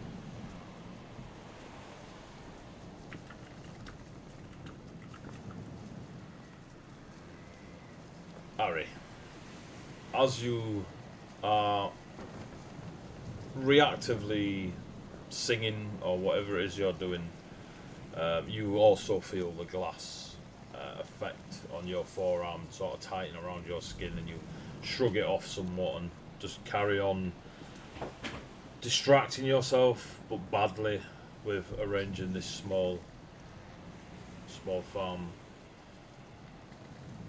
Thank you. The shepherd in your hands becomes warm. The blonde hair almost textured and real-like, whereas before it was solid, like an ornament. Kind of like, And then running your thumb like. I was on gonna the say, I'll kind of hair. like run his hand out, like run his finger over it, and like be like, You notice, and you're not sure if they were there before, two, almost applied to after this toy was made, two white, like swan wings on the back of the shepherd. And then you can kind of pull them gently and they open, and the shepherd has swan wings. it's just kind of like he'll be trying to distract himself from what else is going on. He'll just kind of be like, he'll just kind of like a child would. He'd just be like kind of playing with it a little bit and kind of just like stroking the hair and like stroking the wings and just singing under his breath. As you follow the voice, Ruby, Yep. you're determined, you're direct, you're going for it. The nebula starts to fade away as clouds and blue skies almost come out of the nebula. Rolling hills start to appear. The ground beneath your feet is less speckled with stars and more blades of soft grass. There's heather, strong smell of it in the air, all over the hills.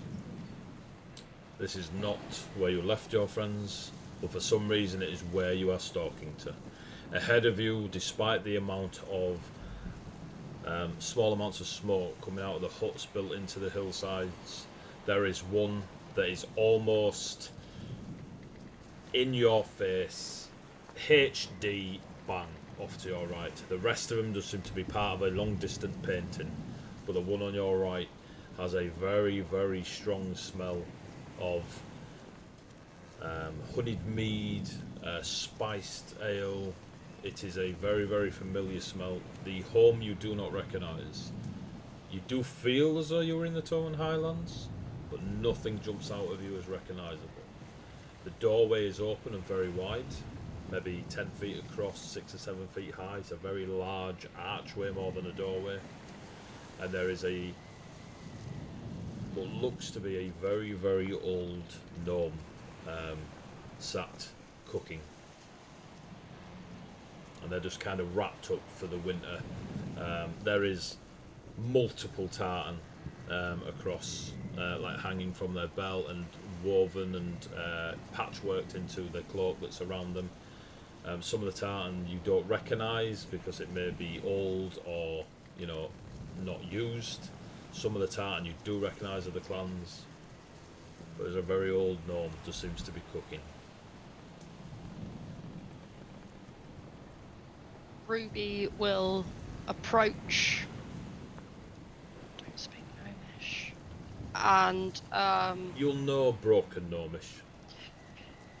gives a polite greeting based on what time of day she thinks it is, so it's a good morning or a good evening, It feels the morning. and an appropriate term of address, usually in halfling. Somebody older than you would address as auntie or uncle unless you're familiar with them, but I'm guessing the gnome is of indeterminate gender, or you would have said, so that kind of like falters. But It it's is indeed indeterminate. They're heavily cloaked, robed, hood over. it's the politest, just a polite generic greeting. Despite the scene before you, you can still hear the storm of where you were. The greeting is welcomed, and the gnome just gestures to a stool on the opposite side of the cooking pot.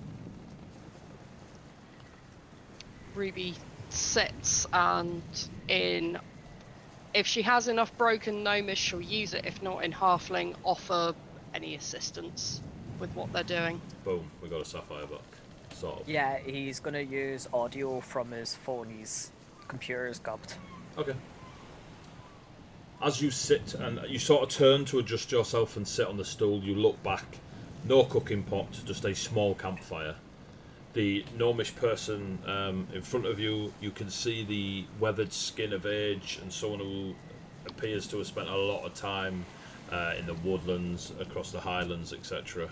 And they're just sat absolutely, you know, overwhelmed by tartan coverings and cloaks and such.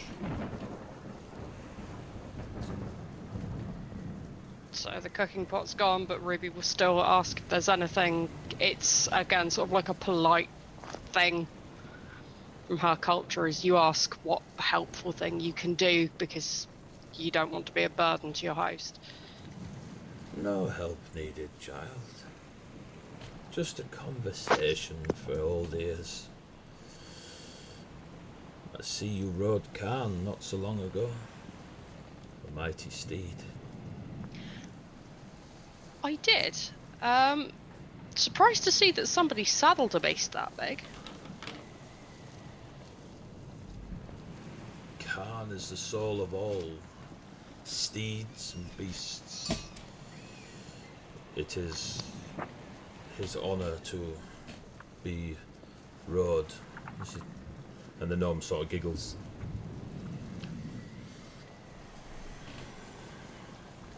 But you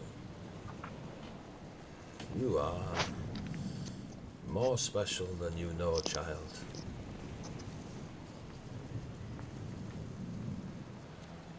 Thank you. There's no thanks. I met your friends once. They have strange futures ahead of them. Who doesn't? Many people. But unfortunately not you. Couldn't you say that every future's strange because you're not familiar with it? Not in my line of work. Oh, do you do divining? There's a pause. Yes. Yes, I do divining.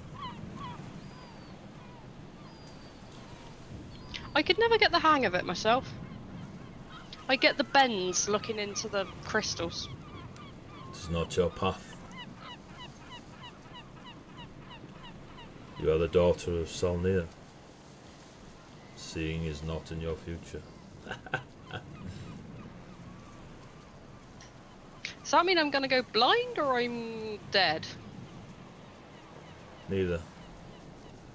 It means you are going to protect your flock with your very soul. It means you will leave here with an awakening in your soul. It means death nearly took you.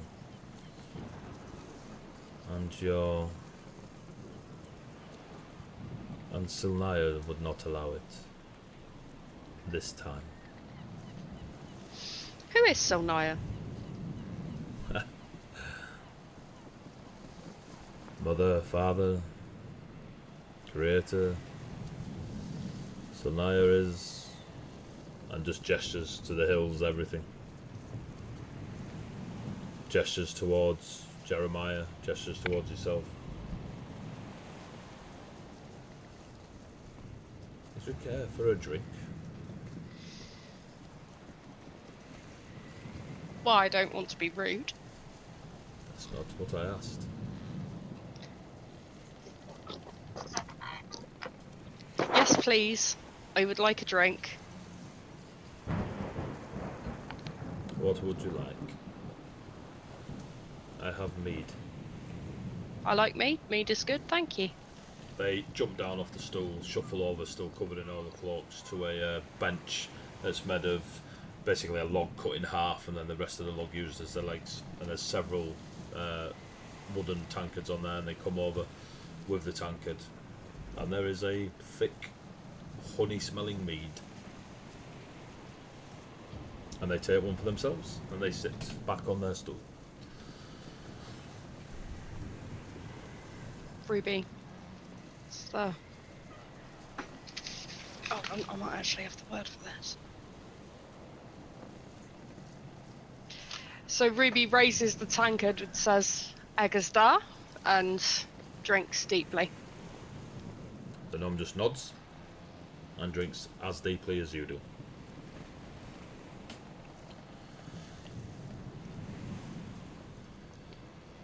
Ruby takes a decent amount of drink and then rests the tankards on her knees and says, I thank you greatly for your hospitality, but I really can't stay long. I do have to go back. I'm sure Khan would have asked you, but why? Other than it's your flock and you have to protect them. But why? Why go would back? there be any other reason? You can't help them. That's no reason not to try. Trying is useless. Doing is needed. Don't try.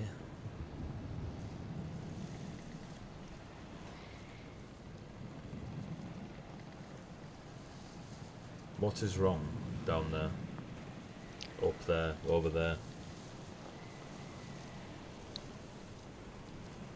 Well, first and foremost, I think one of us may be on the verge of death, if not the wrong side of that verge, although I'm not sure because we were in battle and it's hard to tell. I must go back and see if I can help them at all or bring them back. If I work harder, if I get further with the magic, there's a spell that I can... Either way, I have to help her and her brother and our other friend. His brother either needs a lot of help or a slap, or possibly both.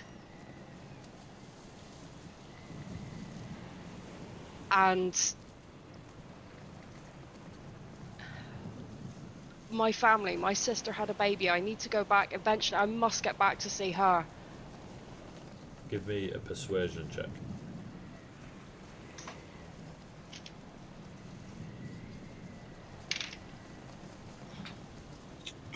What is persuasion? Based on...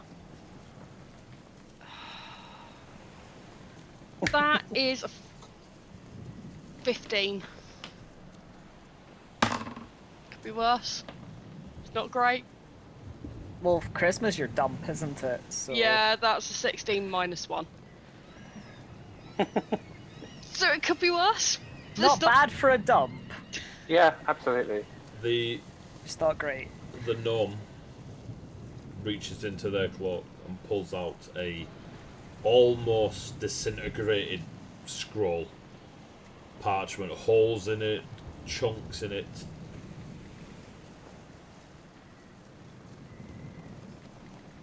You will need this for your flock. However, you cannot cast it, and you do not have the components to cast it. So that is your role to do. How long? You will have Do we have- 7 days. 7 days. Ruby very carefully tucks the parchment into her pack, keeping it as safe and as undamaged, unfurther damaged as possible.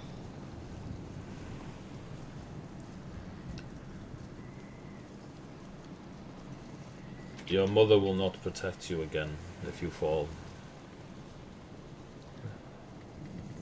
It is mere curiosity that keeps My you mother's with us. name is Megan Irwin. She will protect me in any way she can for the rest of her life. But what about the rest of yours? Maybe that'll be shorter than the rest of hers. That is still no reason to discard the information. I take it then that Sylnia is my birth mother. Not my real mother, the one who I was born from. That's who you're saying won't protect me again. The gnome's eyes sort of roll around, confused, looking, squinting. Yes.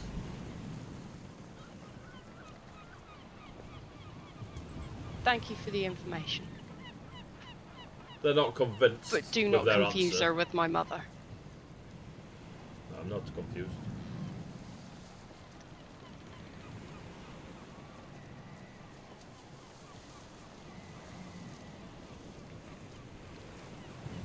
Well, thank you kindly for the mead, and thank you very kindly for the scroll.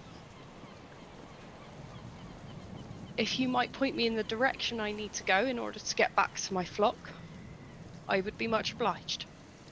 You know the way.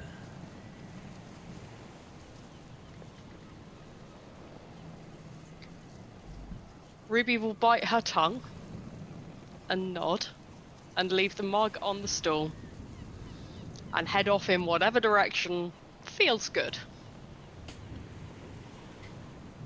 Harry? As the swan wings, you sort of like checking them out, and like as you turn back the toy, the swan wings are gone. And can you give me a strength check, please, as Ruby appears in your arms? Well. Awkward. Just to check. Well, that's a 12 minus 1, so it's an 11. That's fine. As you are on your knees rearranging these toys, Ruby just appears in your arms. You sort of slump back a little bit, but manage to hold yourself. She stinks of honey meat. But the toys seem to have disappeared. Ruby, you now see the lifeless Sandria. Kess in a state probably not to be prodded. Tears rolling down Harry's face, shock that you're there. Sapphire stood nearby after a brief moment of being silent. That was weird. So Ruby will extricate herself from Ari and go, "You'll do, you can read," and take and hand him the scroll. Very gently, You very... can read. You look, and yeah, do you look at the hand him... scroll? It's Blank. Read. The scroll is blank. Oh my god. Ruby. Don't know how you came back, but welcome back. There's no words on this. You know, like, hold it up to her. Does it look blank to me? Yep.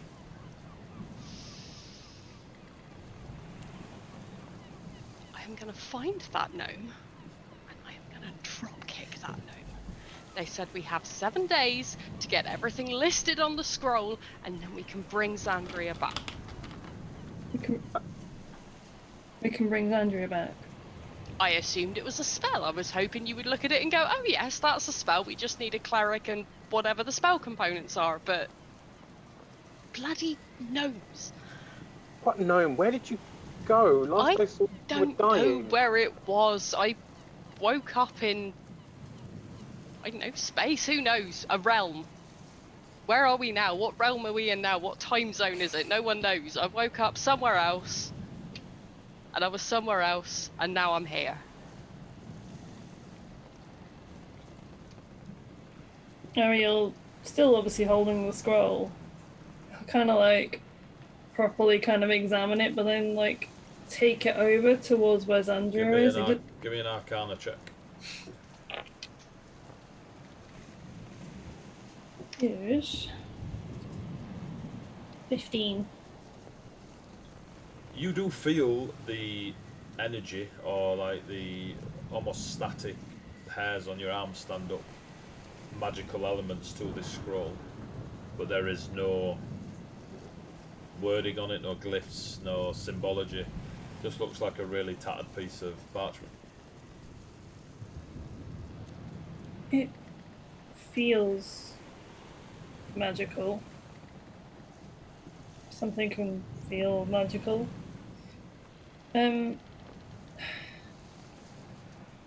Maybe it's a different type of magic. Like, I'm still very new to this whole thing, but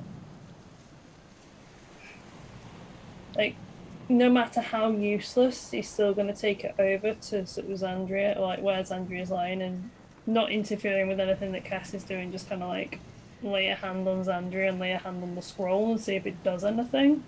But he's not going to try and get Cass's hopes up or anything. It does nothing. Just a wet piece of parchment. It doesn't. What you do notice is it doesn't deteriorate in the rain. The state it's come to you in does not change. What is it? Ruby's come back somehow. She was a toy and now she's back. And I don't know. Did you have your... Sorry, Xandria, did you have your lance out? Yeah. Yeah, cool.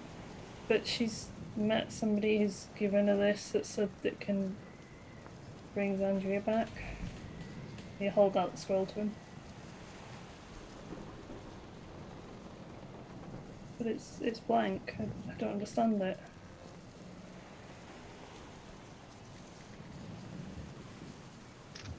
What in the hell? Usually stuff like that needs big magic. I've had so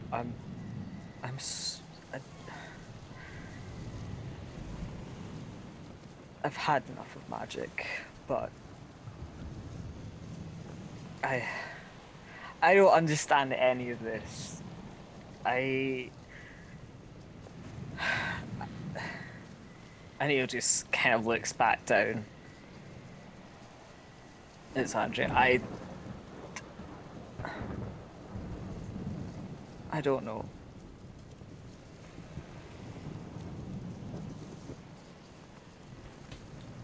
Ruby will come over and very, very gently just remove Xandria from Cass and lay her like in a restful, comfortable position as though she were just asleep, and just gently but firmly take both of Kess's hands in her own and just hold them. Zandria. Before you is an open field and an enormous tree trunk with an archway in it. It's familiar. You feel happy, peaceful. You breathe deep. The air, if that's what it can be called, is fresh and crisp. The smell of summer all around you. You feel no tightness in your chest. And you smilingly walk towards the archway in this huge trunk. You look down to a body of water, small, and you have a memory of watching a very young Kalain and a very young Kesvion playing in the water. There's no sign of Kesvion, but that doesn't bother you. But there is a very young Kalain splashing about in the water. He looks at you, there is a smile on his face, and a brief moment of sadness in his eyes. You smile back, and you walk towards Kalain to join in playing in the water. And we're going to leave the session there. As I turn off the old Syrinscape. Right, kids, thank you very much for watching. I hope you enjoyed it. I hope you enjoyed the first half, the second half. I hope you've been watching us all this time, and I hope you've gone back to YouTube and watched us. This is session 49, I believe. So next week will be session 50. So please join us next Tuesday at 8. And we'll continue on and see what happens with this lovely bunch of coconuts. Is TS my loved one? She is. Do we want to raid her? Mm-hmm. Yeah. So we're going to attempt to raid her because last time it went wrong. Well, thank you very much for watching. Take care of yourselves. We're nearly back to normal, but still take care of yourselves. I hope you've enjoyed it, and we'll do some more storytelling next week. So for now, say goodbye, players. Bye, players.